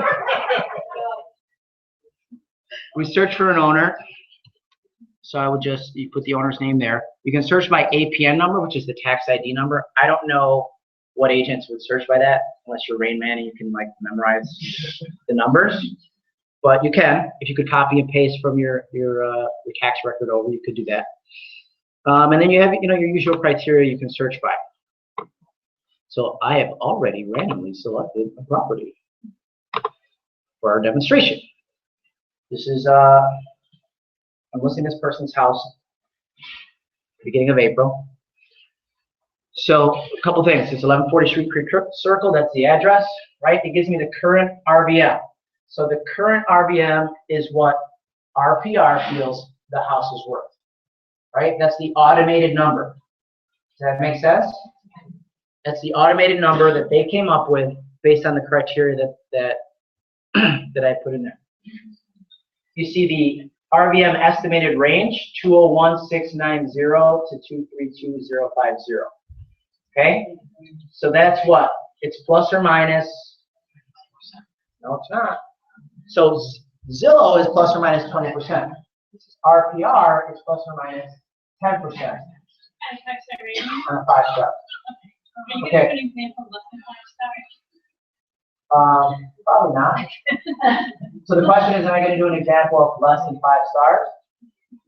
And no. The answer is no. But I will tell you that as you go further out, just like you would with your MLS, as you go further out and it's more rural, there's far country.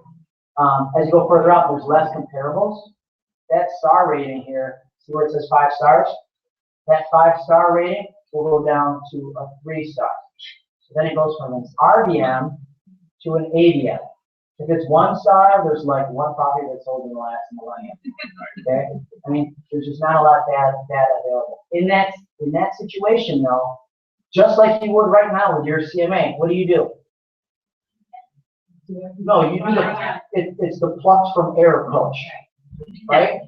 You go like this, based on your expertise in the business. It's just a gut instinct when you say, you know what, this house is worth $199.9. Put it on the market, and then what? The market tells you right? Whether you had a good guess or not. The other approach is the sophisticated wild a guess. All right? I have a question. Yeah. I didn't hear out of stars, the more stars you ask, the more accurate information there is on the property. Yeah, so the more stars that you have, that's the confidence level that RPR has in the number that they're giving you.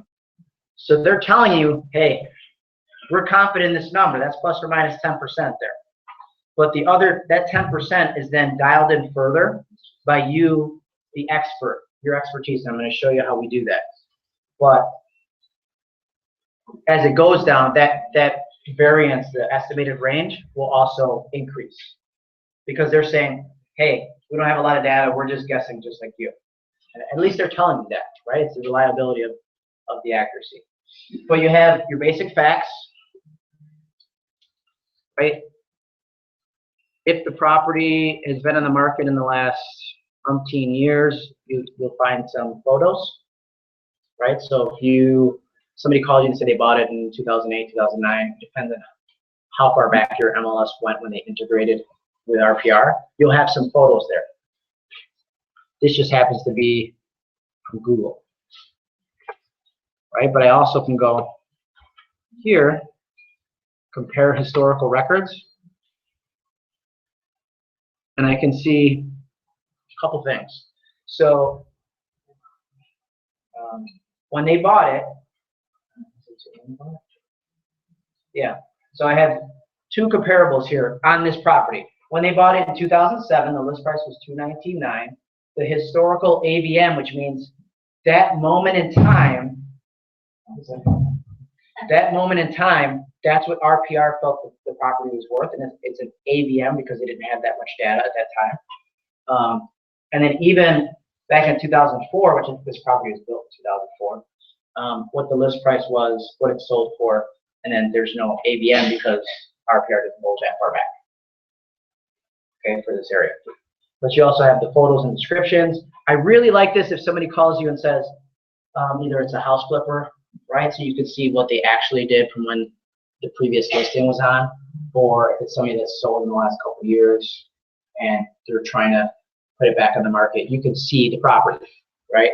They can say, oh yeah, we updated the kitchen. And you're like, did you really? Because I'm looking at a hunter green, countertop here, or, whatever else might be totally dated. So it helps you to be more informed.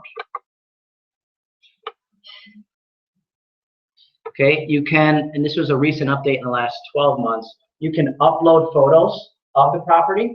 So depending on what you do, there's a couple different ways you can do this. If you do a two-step listing approach, meaning you go out, right, you meet with the seller, you go through the house, you ask the questions, that would be the time to take some photos and then put together this RPR report. So you can upload photos while you're there. What I usually do, I'll take an exterior photo. I'm not going to take pictures of every room. I'm going to take pictures of the good stuff, right? Updated kitchen, picture, right? Finished basement, that, all the improvements in the house. And I'll take that and I'll upload that to my report. Okay. You have all your public facts. Median estimated home value. Here's where the distressed information would be. So if this person hadn't paid their mortgage, you'll know it. If there's a lis pendens filed, you'll know it. It'll be right here. When I do a buyer's example, you'll see, because I'm going to give you an example like that. Okay? But would you like to know if a seller has not paid their mortgage, yes or no? Yes. Yes. All right, I had one where it was a divorce situation and the husband was giving the wife money to pay the mortgage and she wasn't. So 6 months later, it's about to close and we're short. And who do they go to? Right? Oh, they're rich. Let's go after them. So we didn't compromise. Long story short, she paid off the commission over a 6-month period. All right, so we have this client here loves to refinance. Right? They bought in 2007, they refinanced in 2010, or they did a second mortgage, I think, and then they refinanced again in 2012. But I know all that information. I can go to the history of the property. That'll tell me a little bit more. Also on this, if there's distress, you guys can't read it from there probably, but if there was a red line going down, that would mean a distress action, like a lis pendens was filed. But these yellow lines are the assessors, what their assessment is over the years. And then the dotted line is their AVM or RVM and how that's trending in comparison.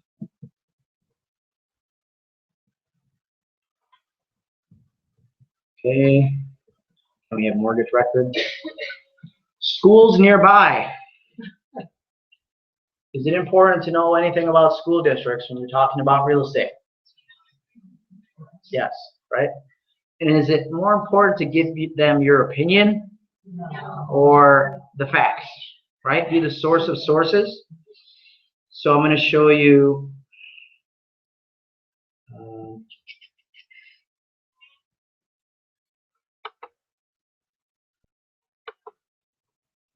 so here, this information, just, you know, comes from greatschools.com, right? And it'll have the school's rating out of 10 as to what the test scores are.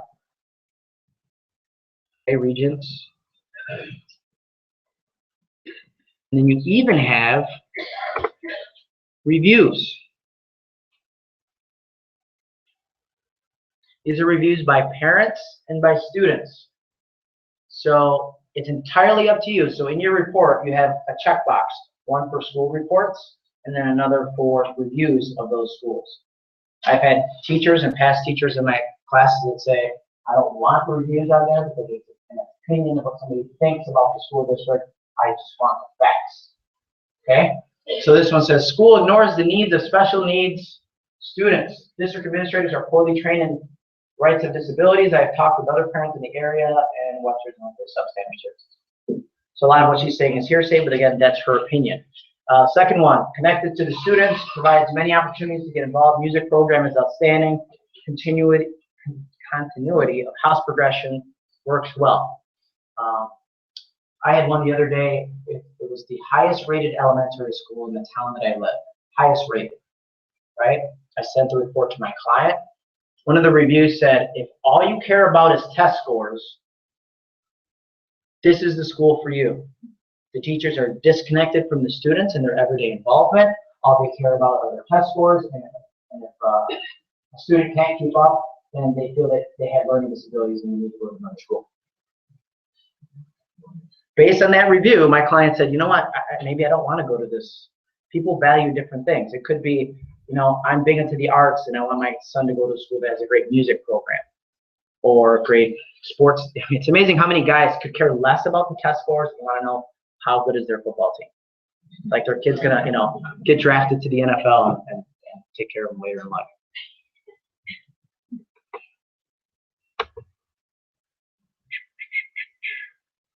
All right, so back to the property. So you see here we have two other tabs. What I'll show you next: refined value, comps analysis, and then neighborhood. So the refined value. What do you think that might be? Except for my RPR instructor who walked up. So refining the value is taking that RVM and making it better based on what you know about the property. Okay? So you're taking the automated number, remember, that's plus or minus 10%, and now you're dialing that in further. There's three different ways you do it. Refine it by adjusting the basic facts, which means if the tax record is incorrect, they have the square footage wrong, bedrooms wrong, bathrooms wrong. Does that happen sometimes? Always, right? Who calls the town and says, hey, I took my half bath and I made it a full bath, just so you know. Right? Raise my assessment. I feel I'm not paying too much taxes. Okay? This is my favorite, though. Refine the value based on any home improvements. Right? How many times have you sat down with the seller? You did a great job in the CMA. You know your numbers inside and out. You have all these comparables. And they say, that's great, but Where's my finished basement? Where's my kitchen? Where's the deck? Where's the roof? Where's the garage, new garage door that HGTV told me would add 300% to the value of my home? Right?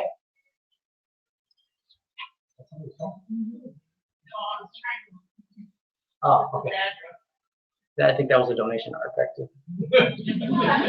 So I'll just demonstrate this. These were actual numbers. So what I did, I'm a one-step listing presentation person. So I ask all these questions on the phone before I get there.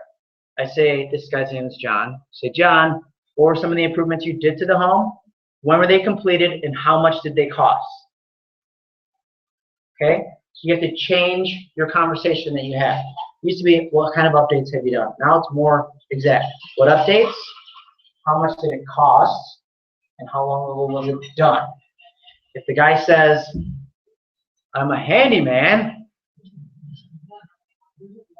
I did it myself, which sometimes means it needs to be done again, right? What I do in that case, if it is done in a workmanlike manner, because you have clients that are contractors and they do a decent job, I would tell them what would be the retail value of that improvement. And you could do a kitchen for $3,000, you do it yourself, but what would, if a guy charged them, how much would be 10, 15,000, and then use that number. Okay? So I'm just gonna, do I want to change? Yeah, I can change it, I just won't save it. So I'm going to remove, this was a minor kitchen remodel. I'm going to show you the differences. So you have the minor kitchen remodels when they call you and they go, hey, we're going to put our house in the market. What's the least amount of money we can spend to get it on and get the most, impact on our sale price? You'd like to say cut the kitchen or redo it, but I mean that's not going to happen, right? So this guy in the house was built 2004, decent cabinets, and just said, okay, we should do new countertops, hardware, paint, floor, right? So that's a minor kitchen remodel. That's when you're just kind of updating what's currently there. A major kitchen remodel would be what? Let's open this up, right? No. Major kitchen remodel. So update an outmoded 200 square foot kitchen with a functional layout, 30 linear feet of semi-custom wood cabinets, including 3 reflective. Laminate countertops, standard double tub stainless steel sink. Okay, so that's most of the time what people do, right? The upscale would be if they went with granite countertops, stainless steel. They have that huge farmer sink that they sell on HGTV. It cost them $6,000 that you could take a bath in. So you just go right in here and you go date completed. I'm going to say March of last year. And so this house is, roughly $200,000. What would a kitchen? Somebody give me a number. Now this is cabinets, counters, 30-inch cabinets, nothing fancy. 15? I go high. Okay, 15. I think that's a good number. Could be low, depending on who your salesperson was from the home improvement company. Okay? You see that? So 15,000, done March of 2015, last year. That's them, $8,636. What's the next question you're going to get from the engineers? That's true. But how about, where's that number come from? Okay, write this down. Every year, Remodeling Magazine does a cost versus value report. And you can research it again, realtor.org. Every year, Remodeling Magazine does a cost versus value report, and what they do is they tell us what the return on investments are for all of these major improvements that are listed in there. And it's specific to your market service area. So Rochester is different from Lake George is different from Syracuse. It used to be like northeastern United States, and then they did all of New York State, and now it's really it's dialed in. So it takes that number, the 15,000, multiplies it by the ROI. So let's say that's, I don't know, 60% or something like 56%, right? But it will also depreciate that over time. So let me show you. right? So 15 grand, I'm just gonna remove it so you guys see. If somebody remember 8636.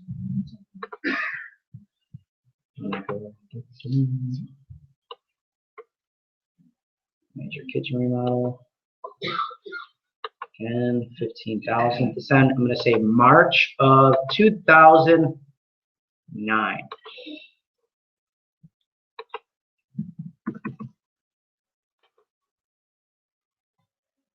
$5,909.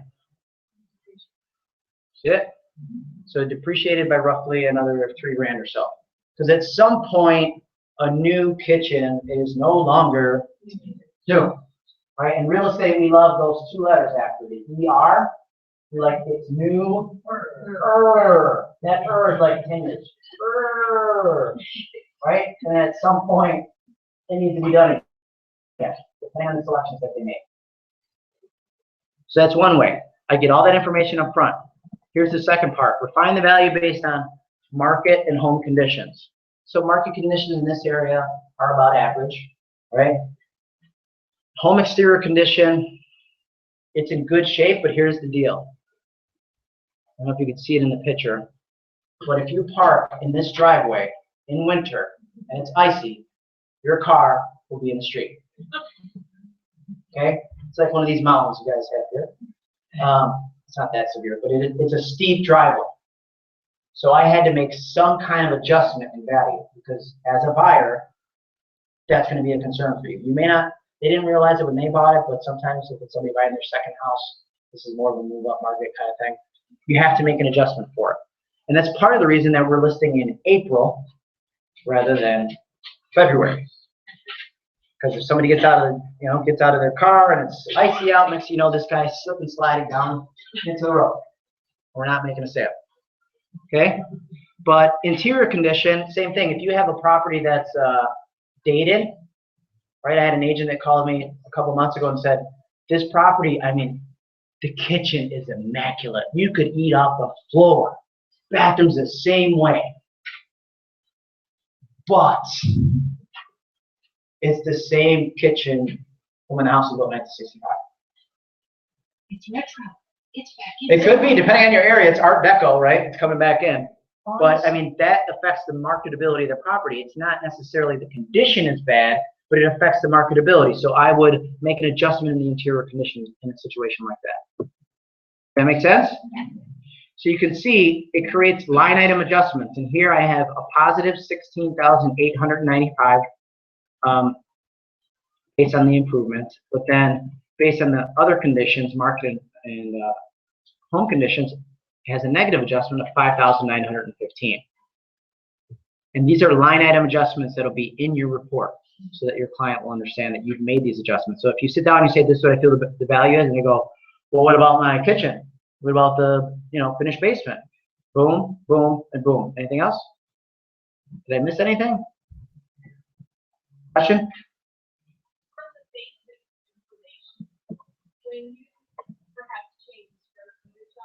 It will drastically change your value.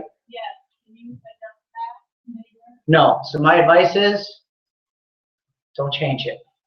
So what she's saying is, if I go in here and it's a bug that they're trying to work out with the RPR, because here it's a national site, right? So adding a 4th bedroom in someplace like Seattle could add $15,000 in value. Adding a 4th bedroom here in Lake George or in Rochester, where I'm from, it's not going to add 15 or 20 grand. So if you change it here, that's where it can drastically affect the value. So I would just adjust the basic facts when I do my CMA side of it. Okay? So you're still accounting for that. Yep. When it's pulling this in, the basic information, is it basing it on the age of the house as it was originally built? Say a house that was built in 1900, are they assuming that there have been no updates done to it? They're thinking average condition. Average condition. So they're managing Average condition, average location. So they're not thinking that an average house is one that should have been updated over the years as trends change, right? So that's how they figure it. They don't make adjustments for it being the original house and make a negative adjustment for it because they don't really know that. So there's no addition or say that the homeowner took out all the last year, now has insulated the house and has drywall up. That would be something you'd have to calculate in under a renovation. Yeah, so did everybody hear that? The question is, if the seller took all the plaster and lath off and then re-insulated it and then re-sheetrocked it, there's an other under improvements, and that would be a subjective one where you have to come up with a number, because that's not a very popular one that Remodeling Magazine would have came up with an ROI. Same thing for pools, in-ground pools. You won't find it on there. You have to make some kind of adjustment. Myself, it's so subjective, but it's, could be 20 cents on the dollar, but I still make an adjustment of some sort, because this person, I had one knucklehead that put $100,000 into his backyard of a $200,000 house. Yeah, he owned a concrete company, but I'm like, first thing I said was, did you enjoy your backyard? Yeah, the kids, the family love it. Well, you paid for that a little bit, okay? Because you're not going to get everything that you got back. Is there a hand over here? So, yes, sir. I was going to say, even though you're appreciating these items, when you meet with your homeowner, you can tell them that you get it back to capital towards the capital improvements. They'll get it back when it goes to sell. In other words, it'll be a play towards what you got and what you paid for the house. Yes, you can tell them that. I don't get that involved. I'm more big picture. I don't want to get into the accounting portion of it. I just say, when you did the kitchen, did you do it because you thought you were going to get 100% back on it, or did you do it because your wife was really happy when it was finished? Oh, she loves it. So that's priceless, man. All right? Okay. Well, here's the answer. That costs something. Happiness costs you something in life. Right? So I always tell them. So I just want to get through the comp analysis quick. We're down to our last 50 minutes. So comp analysis is going to be very similar to the way you do it now. Okay, I can tell you, I do not use my company has a CMA thing, and real estate board, MLS also, and we're changing over to the matrix soon. They both have great CMA products, but why would I go elsewhere if it's already here? And it does it just as good or better. Okay, so you'll find with RPR, for you to put together these reports, you'd have to go to 63 different sites, quite literally, and take all the information from all these sites to put this report together.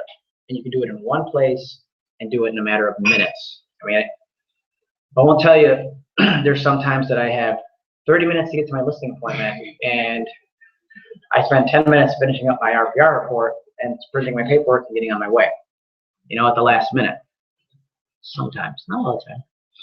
Right? So first thing you're going to do for your CMA is confirm the home facts. Right? Again, so for the young lady, we were talking about the home facts. I think she's over there talking to somebody else now. But this is where if the listing data was different than the public record data, you would change it here. Right?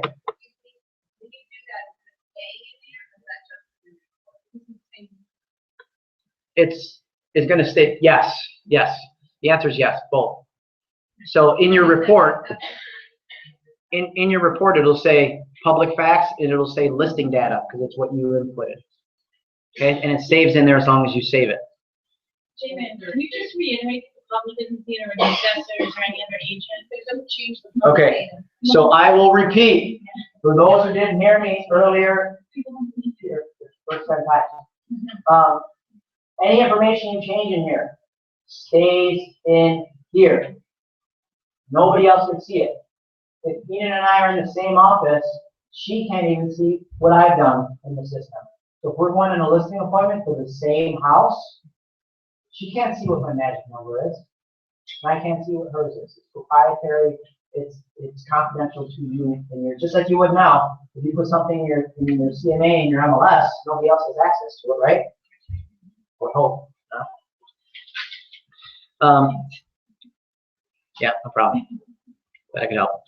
Confirm home facts. So first thing we're going to do is average of comps. I'm just going to edit this quickly. So at the top you have what your subject property is. And you have a number of different ways to search. So you can use a geography. You can search within this zip, within this macro neighborhood, minor neighborhood, micro neighborhood, school district. How many people search by polygon? I mean, that's my favorite way to. No? How do you guys search for your comps? Nobody searches for comps? Okay. What do you do? Oh, it pulls them automatically?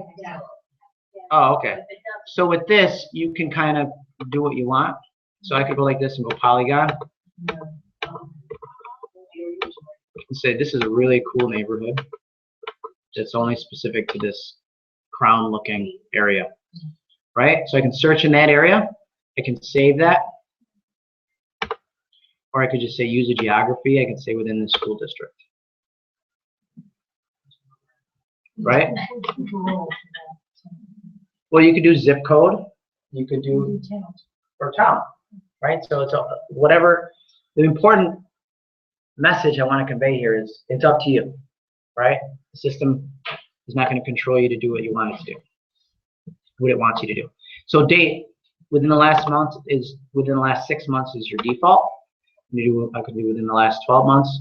Then you have bedroom, baths, living area, and then year built. Year built is probably the only thing I would usually add, and that's for my area because the construction's different. You know, you have all the way until the 70s or so when hardwoods became like an option for builders, and then I'll go like if it's 70 to 2000, you know, I'll do that, and then 2000 and newer. But again, it's up to you.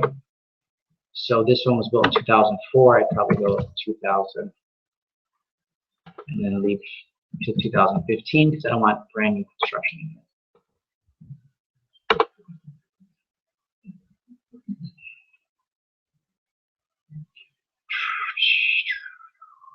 Okay.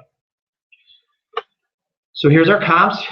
It'll give you what's recently sold, and it tells you distance from your subject property automatically. And you can select it the way you want. If you see a blue star, that means RPR used this comparable in establishing the RVM. So you may or may not agree with it. It's entirely up to you. I don't always, because sometimes they're doing all kinds of different styles. They'll do a ranch for a colonial or, you know, whatever it is.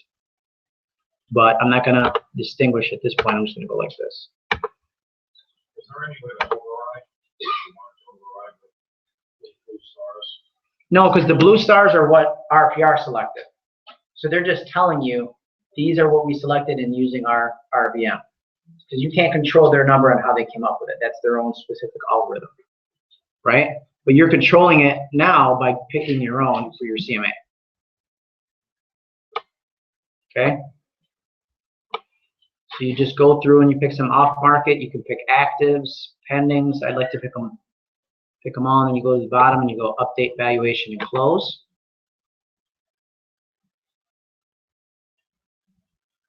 You have adjustments. So for anybody that's ever done like a BPO or something similar to that, you have your subject property and then you have your comparable, right? So they make it easy to say, is this comparable better or worse than your subject? And if you know, you slide it over. Worse, better, worse, better. You know, automatically adjust your subject property accordingly. How does it work? It works great. Like, I just keep it simple. Okay, people are like, well, tell me each percentage of the sliding of the bar, how much? I don't know. I don't have time to really figure that out. I'm sure you do, but right now it's just, it works great. I slide it over, it gives me a number. Because before that, what did you do? It was very subjective. You just said, I don't know, if you actually did adjustments like that, this is what I feel it's worth per property. Okay. Third thing I want to point out here is once you're done with your adjustments, so that was a negative adjustment of $9,998 based on what was better and worse. And that's based on my knowledge because I've showed some of those properties. I've been in them. I sold some of them. So I know which ones are better or worse than the property that I'm currently in, the one I'm going to. If you show your seller a recommended price range, right? So this is $183,715 up to $234,335. What's the only number they see? 234, right? So this is what you do. Edit. Go like this.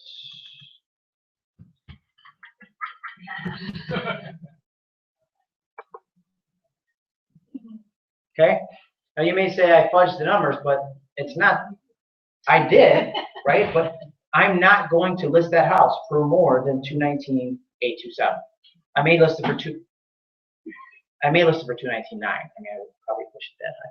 But you're establishing what the range is, because that's what, if they say to you, look, we need to have this property sold tomorrow, okay, then maybe we need to do that 183, whatever, range. Okay? Is that easy enough? So when you're doing this,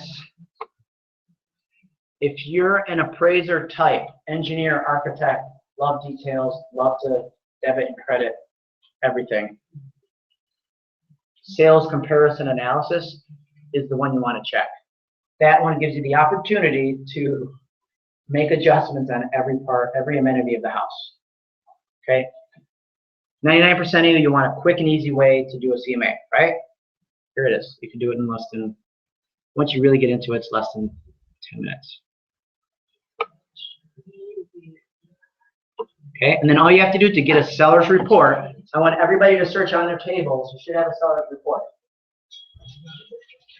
It's actually this property. It's 1140 Sweet Creek Circle.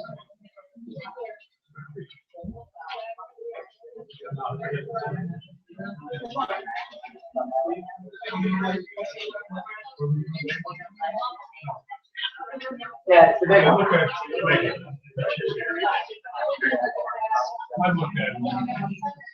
All right, so before I lose you,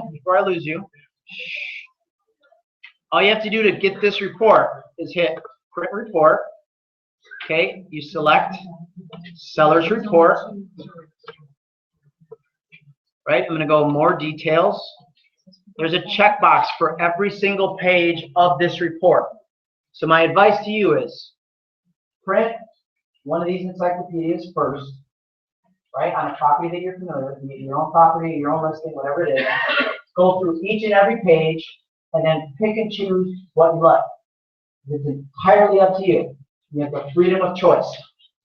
So you go through, and remember before I talked about the school district information, I can come all the way down here and go and check that.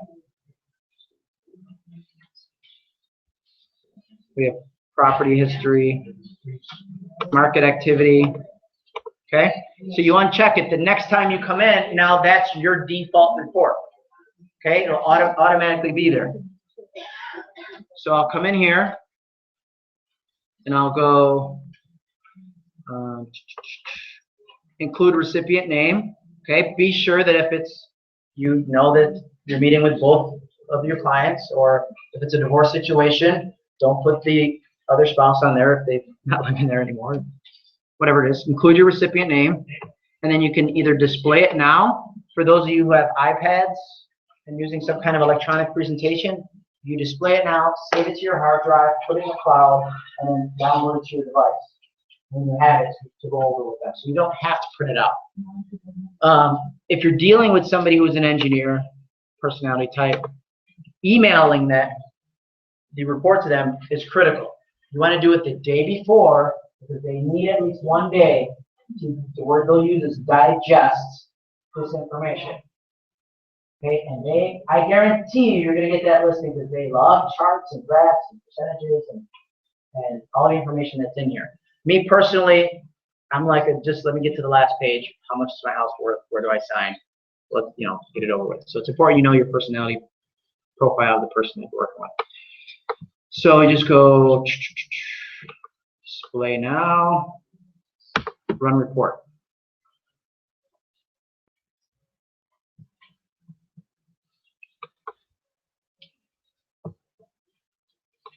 Okay, now that's cooking.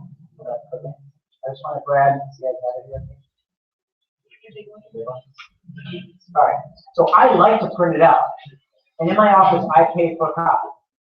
So this thing costs me $5 probably. I do color. But I like to print it out because you're going in there, you're the person who's the expert, right? You go over your comparables, you do your duplication, you have a listing presentation, you do it. At the end, they go, oh, I still think my house is worth X amount. I use the Colombo approach. You guys on the Colombo? Yeah. Right? No, I grab it, and it's like, if you don't, this is front and back. But if you do one-sided, it's even thicker. Yeah, 80-something pages. I'll grab it. Just the most confused look on your face that you can possibly make. For some of you, it's really easy. You just like scratch your head.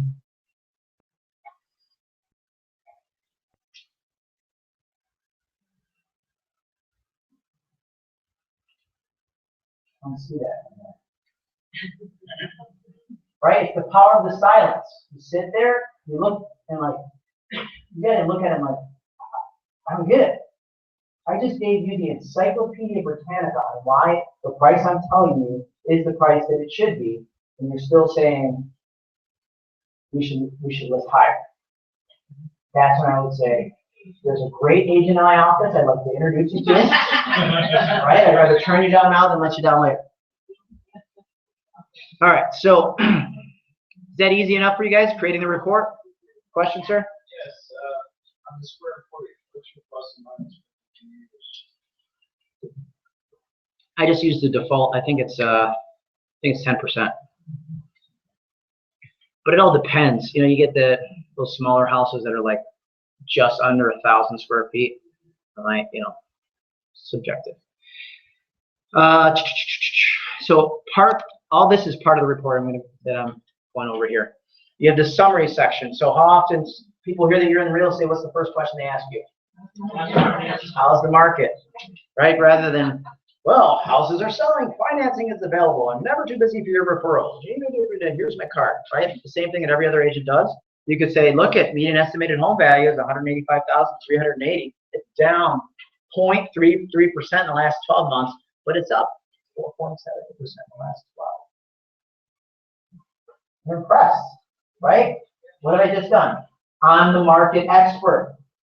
And there's times, and I'm going to tell you now while I'm talking, download RPR mobile, right? Because it's having the power of RPR in your pocket. If I'm in a town that I don't know the numbers cold, just look it up. So if I don't live in Webster, I wouldn't have known that off the top of my head. But in my phone, I go, whoop. Oh, guess what? Median estimated home value is this. Just fucking around with it. Yeah. So they may not even be looking to buy or sell a house right now. They may in the future, or they may know somebody, and guess what? They remember that person that needed statistics cold, right? You're cementing yourself as the market expert. So you have the summary. There's all kinds of good stuff. Median estimated home value, sales price versus sales volume, median listing price versus listing volume. Okay. You have the people tab. How many times have you been asked, what are the people like in this area? Right?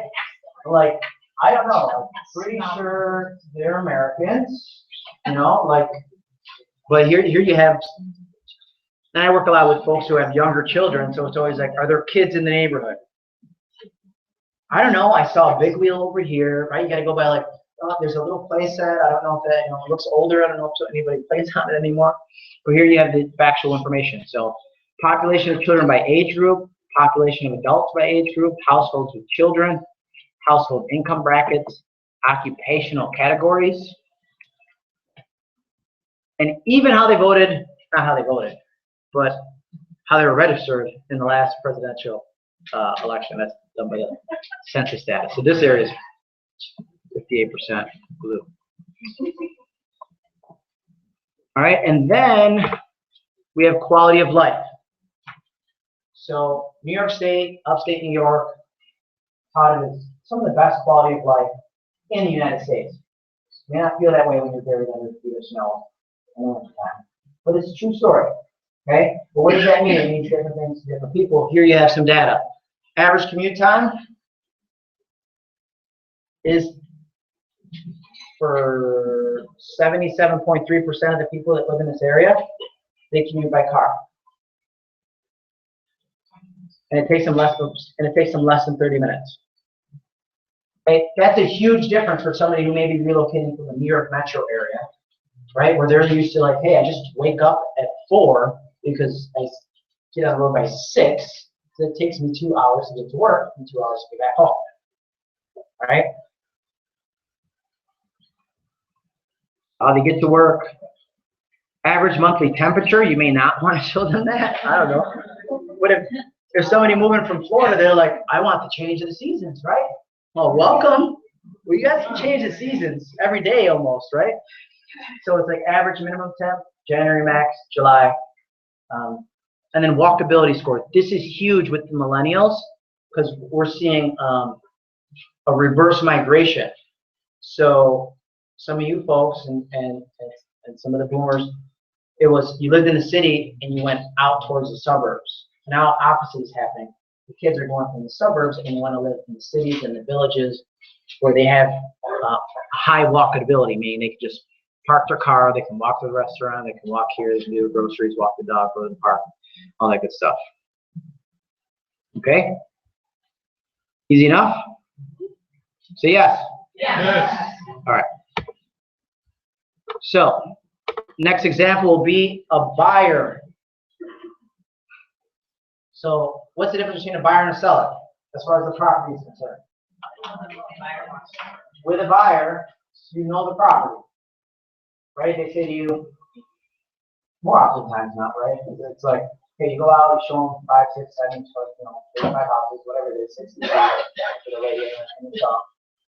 But they go home and like, we want to think about it. Really, what's the question in the back of their head? Is the house really worth it? Right? Or maybe they have, in the houses that you showed them, which one or two pique their interest.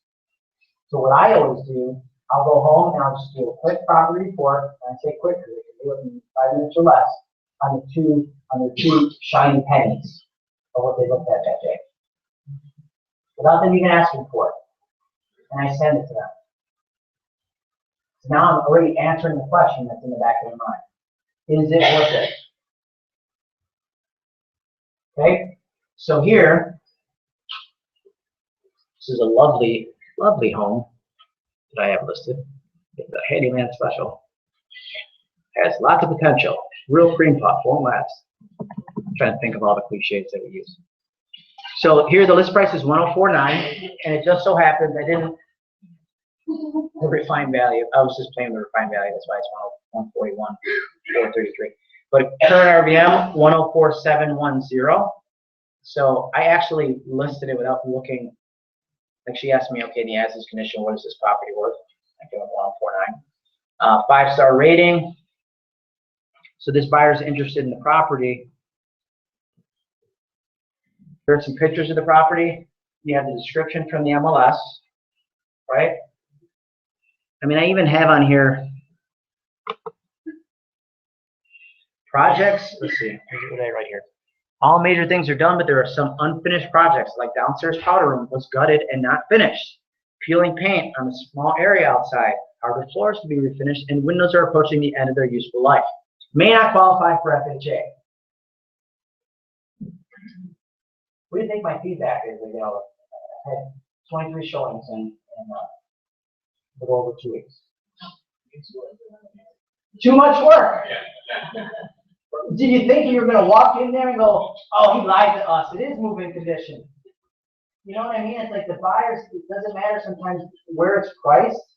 It's like, if this property was in perfect condition, like all the projects were done, I was going to list it at 119.9. Like I met with her months ago, and she said, okay, let's do that. And then she called me and said, hey, I got served this notice from the bank.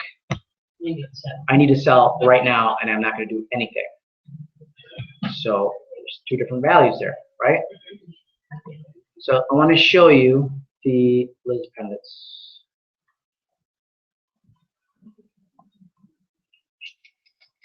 Okay, so here we have the distressed information. So she was served 12/15, notice of Liz Pendants right before Christmas, right? Banks, they just, they're so friendly. Like, Merry Christmas! Boom, we're going to foreclose. But we know in New York State, I mean, she has 17 more years, really, that she could do. So, yeah, right? So, but she calls me and she's like frantic, like, we got to get the house on the market. No problem, we'll get on the market. She does have the equity to sell, fortunately. But but here's the distress information. So if I was an agent, who I wasn't representing the seller and I was writing an offer on this property, I would know that, right? And then I can go to the history. And then remember, there's that red line, the distress action. Prior sales transactions, and it has who the trustee is for the attorney, and who the bank is. So this is the section, though, if I get a call on that pre-foreclosure, I look up the property, I can say, oh, guess what? It's, oh, Steiner and Ross. It's the attorney representative. What does that mean? It just tells the person on the other end of the phone that I'm educated and I know what's going on, right? It's not going to help them get that property, but at least then you're demonstrating, again, you're the expert. So I'm not going to go through the whole thing here, but you would refine the value and do a CMA just the same as we did with the seller's report. Okay, the only difference is if I go to create a report, what do I check instead of seller's report? You would think, right? But it's property report. So it's property report because it's for property, but it's meant for the buyers. Okay, so you should have one of those at the table. I wanted everybody just to see an example of each, so you can see what the consumer is going to see. Okay. Now this is the only report that has a mini version, which is 8 pages rather than 56 or whatever is there. Okay, so it automatically just goes to a mini property report if that's what you want to send. Okay, you do it the same way. Run report, display now. And we have 2 other ones that I want to cover.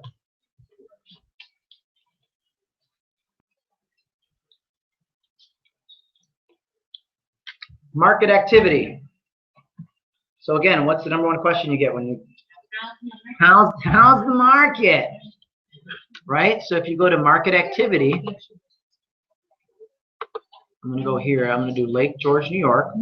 So if I do Lake George, New York, guess what? Oh, median estimated home value is $283,040. It's down 0.33% in the last month. And it's changed 0.37% in the last 12 months. That's a pretty steady market, right? But I come here and I go to go to home, then I go to market activity, and then what's the zip code here? 12845. Thank you. Lake George, New York. And then you could do changes in the last 3 months, last month, last week, last 3 days. Okay. Now I'm going to do this. You'll get much more information, but because I'm not a member of your MLS, I don't have access to as much data as you will. But you want to do 3 months? Okay, so go like this. Search. Okay, and it gives me properties that are for sale. But what I'm going to do is create a report. And at your table, you should have a market activity report for Lake George, New York.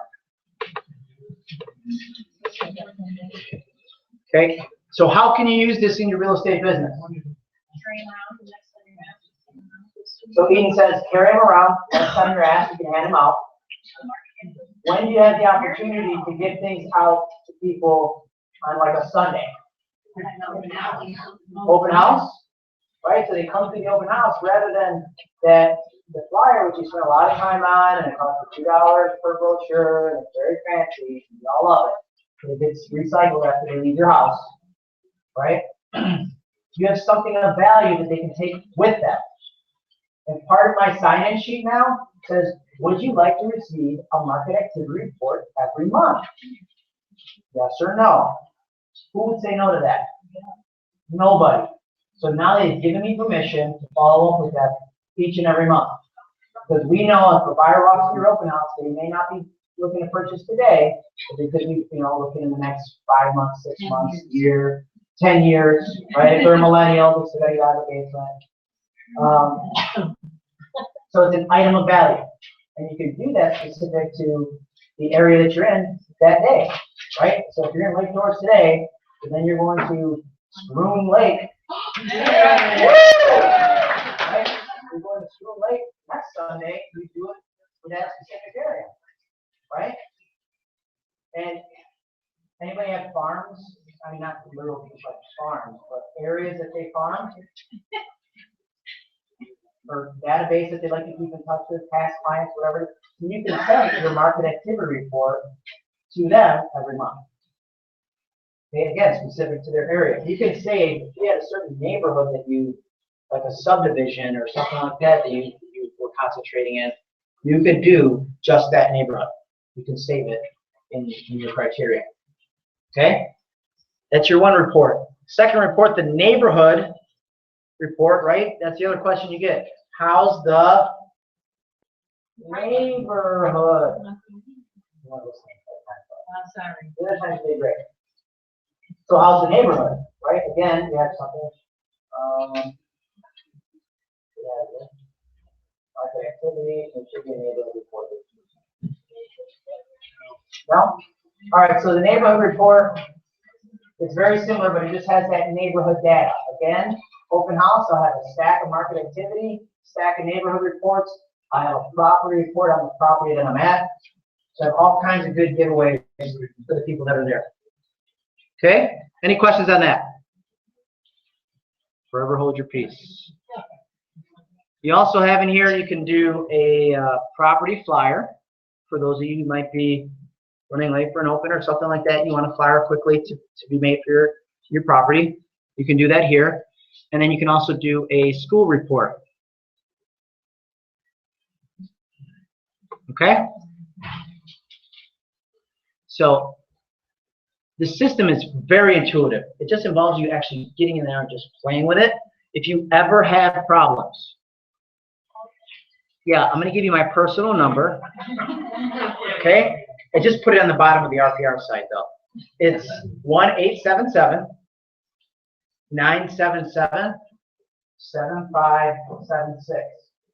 So what I would say is store that in your phone and just save it as RPR support. They will answer the phone 24 hours a day, 7 days a week, and they are in the United States of America. Okay? You will not be on hold. There will not be like this, press 1, press 2. You will talk to somebody. There was an agent in my office who waited 23 minutes to talk to me about RPR, and then I told him he got pissed off, the PO, because I told him to call the number, and he got his question answered in 1 minute. I'm like, Tom, I tried to tell you. He's like, oh, we're the tech trainer. I want to talk to the tech trainer. I'm like, well, I'm going to tell you, go to tech support. Okay? If you do not like to talk on the phone, shouldn't be in real estate. But, just kidding. You have a live chat option. See that there? If you click there, be live chatting. And then you also have a help button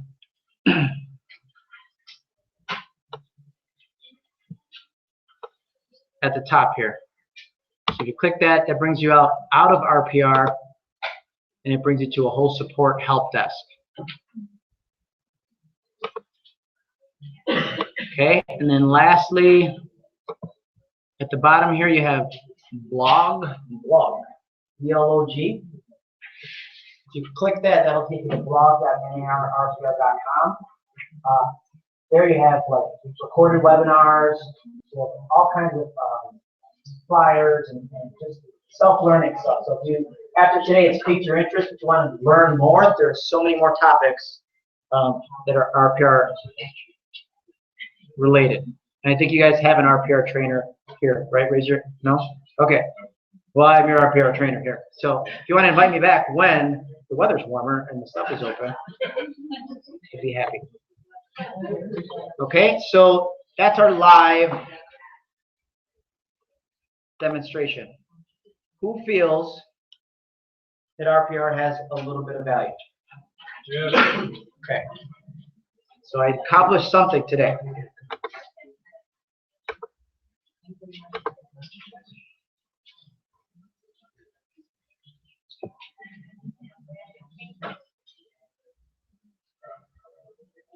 One moment, here we go, present.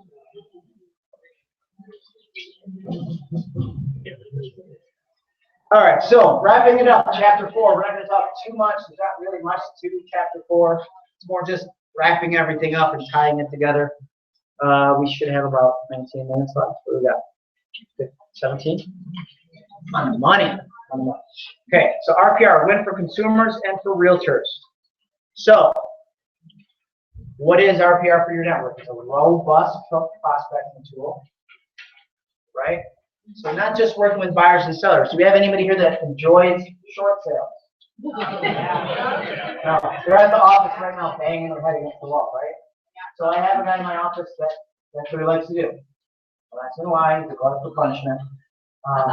But he uses RPR to find distressed sellers to see if he can help them, with a short sale situation. But you can also help anybody else who has stake in the real estate market. So you have buyers and sellers, landlords and tenants. There's actually an investment tool in here which we didn't go over. It's more advanced.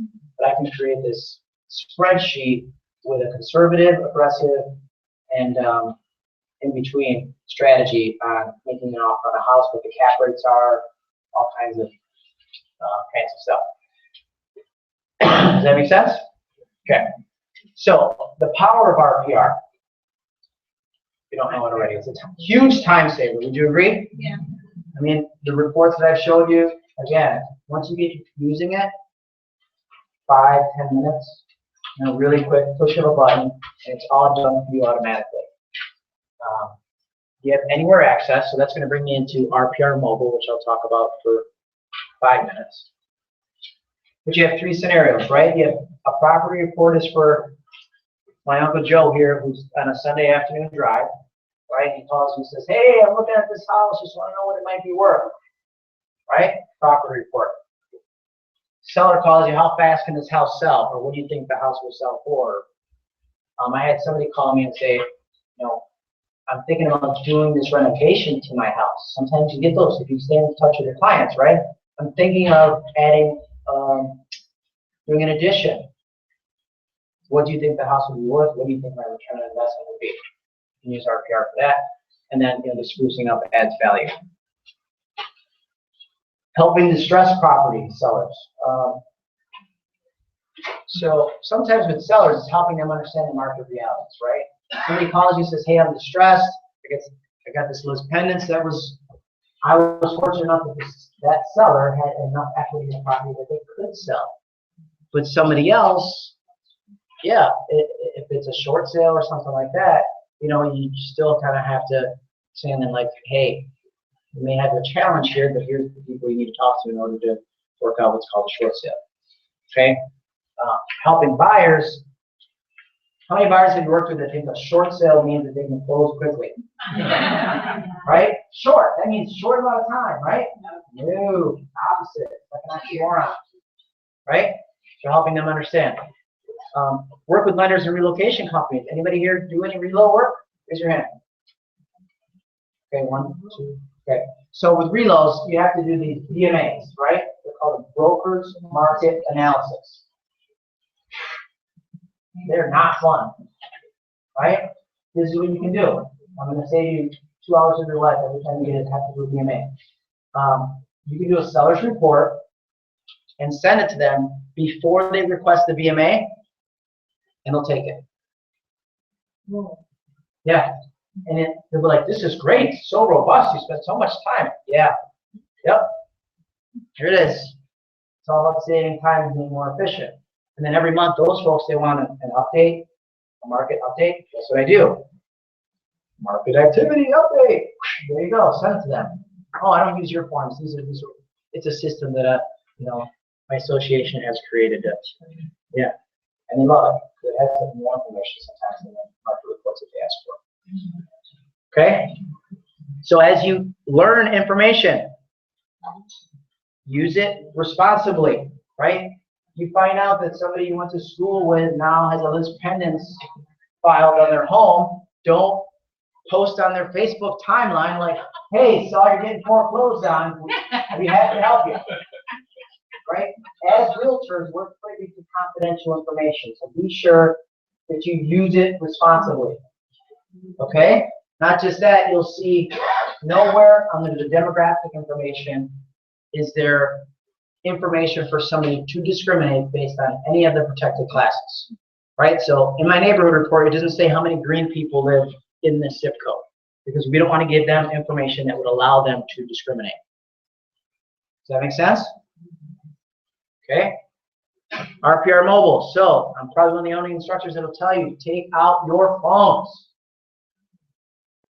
RPR mobile.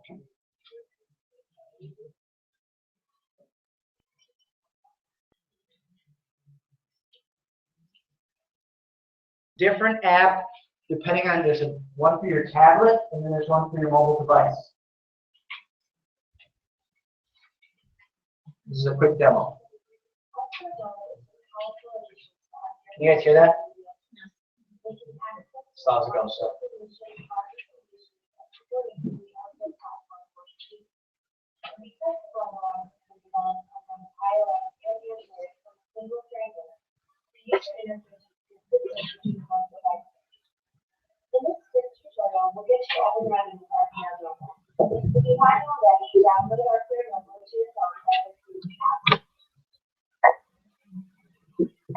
To begin, press the RPR app on your phone and log in using the credentials you use on your RPR account. If your company has implemented branding on the RPR site, you'll notice here that the same branding will display. A welcome screen will appear on your first visit to the app. You can either walk through this quick overview on the phone or press skip this. Now you're on one of the 3 homepage options RPR offers. By swiping to the right or left, you can choose which home screen you'd like as the default RPR mobile home screen every time you access the application. There's an open search home screen, a search near your location home screen, for those who might be and a following market along, trends home screen. whatever you, We're going to choose homepage number 2 as our default. so whatever To you do pick so, for you the simply home, press you the just home swipe button left and on the right, upper whatever right you of hit the on screen. home, that's The what icon you will do turn in a the gold screen color that and your screen is you then get. set. People look at. From this homepage, let's select the location we are in to see all activity in the area. Immediately, we arrive at the map showing our location with surrounding listing and sale activity, as well as recently sold and distressed properties. If you click on this icon on the lower left of the screen, you can change the map from standard to hybrid or to satellite. You'll also see a key to the icons on the map and what they represent. Click the X to close these options and return to the map. Now on the map, we can pinch and zoom to the neighborhood level and even closer to the street level. Notice gray pins appear. Now, in addition to active, recently sold and distressed properties, you can also see every other off-market home in the neighborhood. Click on any pin for additional information on that property. Once you've chosen the property you want to view in detail, you can either swipe to the left to access quick options like creating a report, adding to your saved properties, adding notes, or calling the listing agent, or you can touch the property and the full property details page will be accessed. Here you can see all photos for the property. Okay, I can only watch that video for so long, so I have HGTV. So the moral of the story is RPR, the power of RPR in your pocket, right? So how often do you come out of the house, people are like, oh, you like that house, well, what about that one? Right? And really it's just a reaction. They're basically saying, I'm scared to buy a house, but I'm throwing up an objection quickly, right? Like, oh my goodness, I have to make a decision now, as adults. But can I throw this distractor at you really quick? So when you, with the RPR, you can pull it up, it's GPS based. So for those of you who turn your GPS off on your phone, be sure the GPS is on. And you just go show near me, right? Pulls up the spot where you are. You can click on the property that's right there, and you can show them all the interior photos, everything, all the criteria of the property. They may not even be a good fit. And you can use 4 bedrooms, that was 3 bedrooms. Or you look at the photos and it doesn't look that great. Maybe you've eliminated that. All right? Let's go to the office. Get you home. Does that make sense? All right. Does that make sense? Say yes. Yeah. All right. So on the RPR mobile, Everybody here has downloaded it? We're gonna double check. You're actually not gonna get your CE credit. You have to show them at the door before you get your certificate. But I will say after for as long as I need to, so if anybody has questions about the mobile, and I think I can help you with it, I will help you. Or don't forget my number is on the site, 1-877-977-7576. Okay, but keep watching for more tools from RPR. It's not just for residential, they also have a commercial side of it. If there's anybody here that does, we spoke on the break, I know at least one person can do commercial, light commercial. The site can tell you what kind of business is a good fit for this area, what area is a good fit for a business, all kinds of really cool metrics that you have really no access to with any other system. And that should bring me to 11:53, right? Finishing a little bit early, which was my goal. So who here believes RPR is a powerful tool? Raise your hand. If you think you're going to make more money this year using RPR, start clapping. All right. Please take a moment to fill out your. All right. Fill out your nice start evaluation sheet. And you have a continuing education attendance card, which needs to be filled out and handed in to Beverly on your way out. So thanks for coming out, everybody. Happy to all real estate.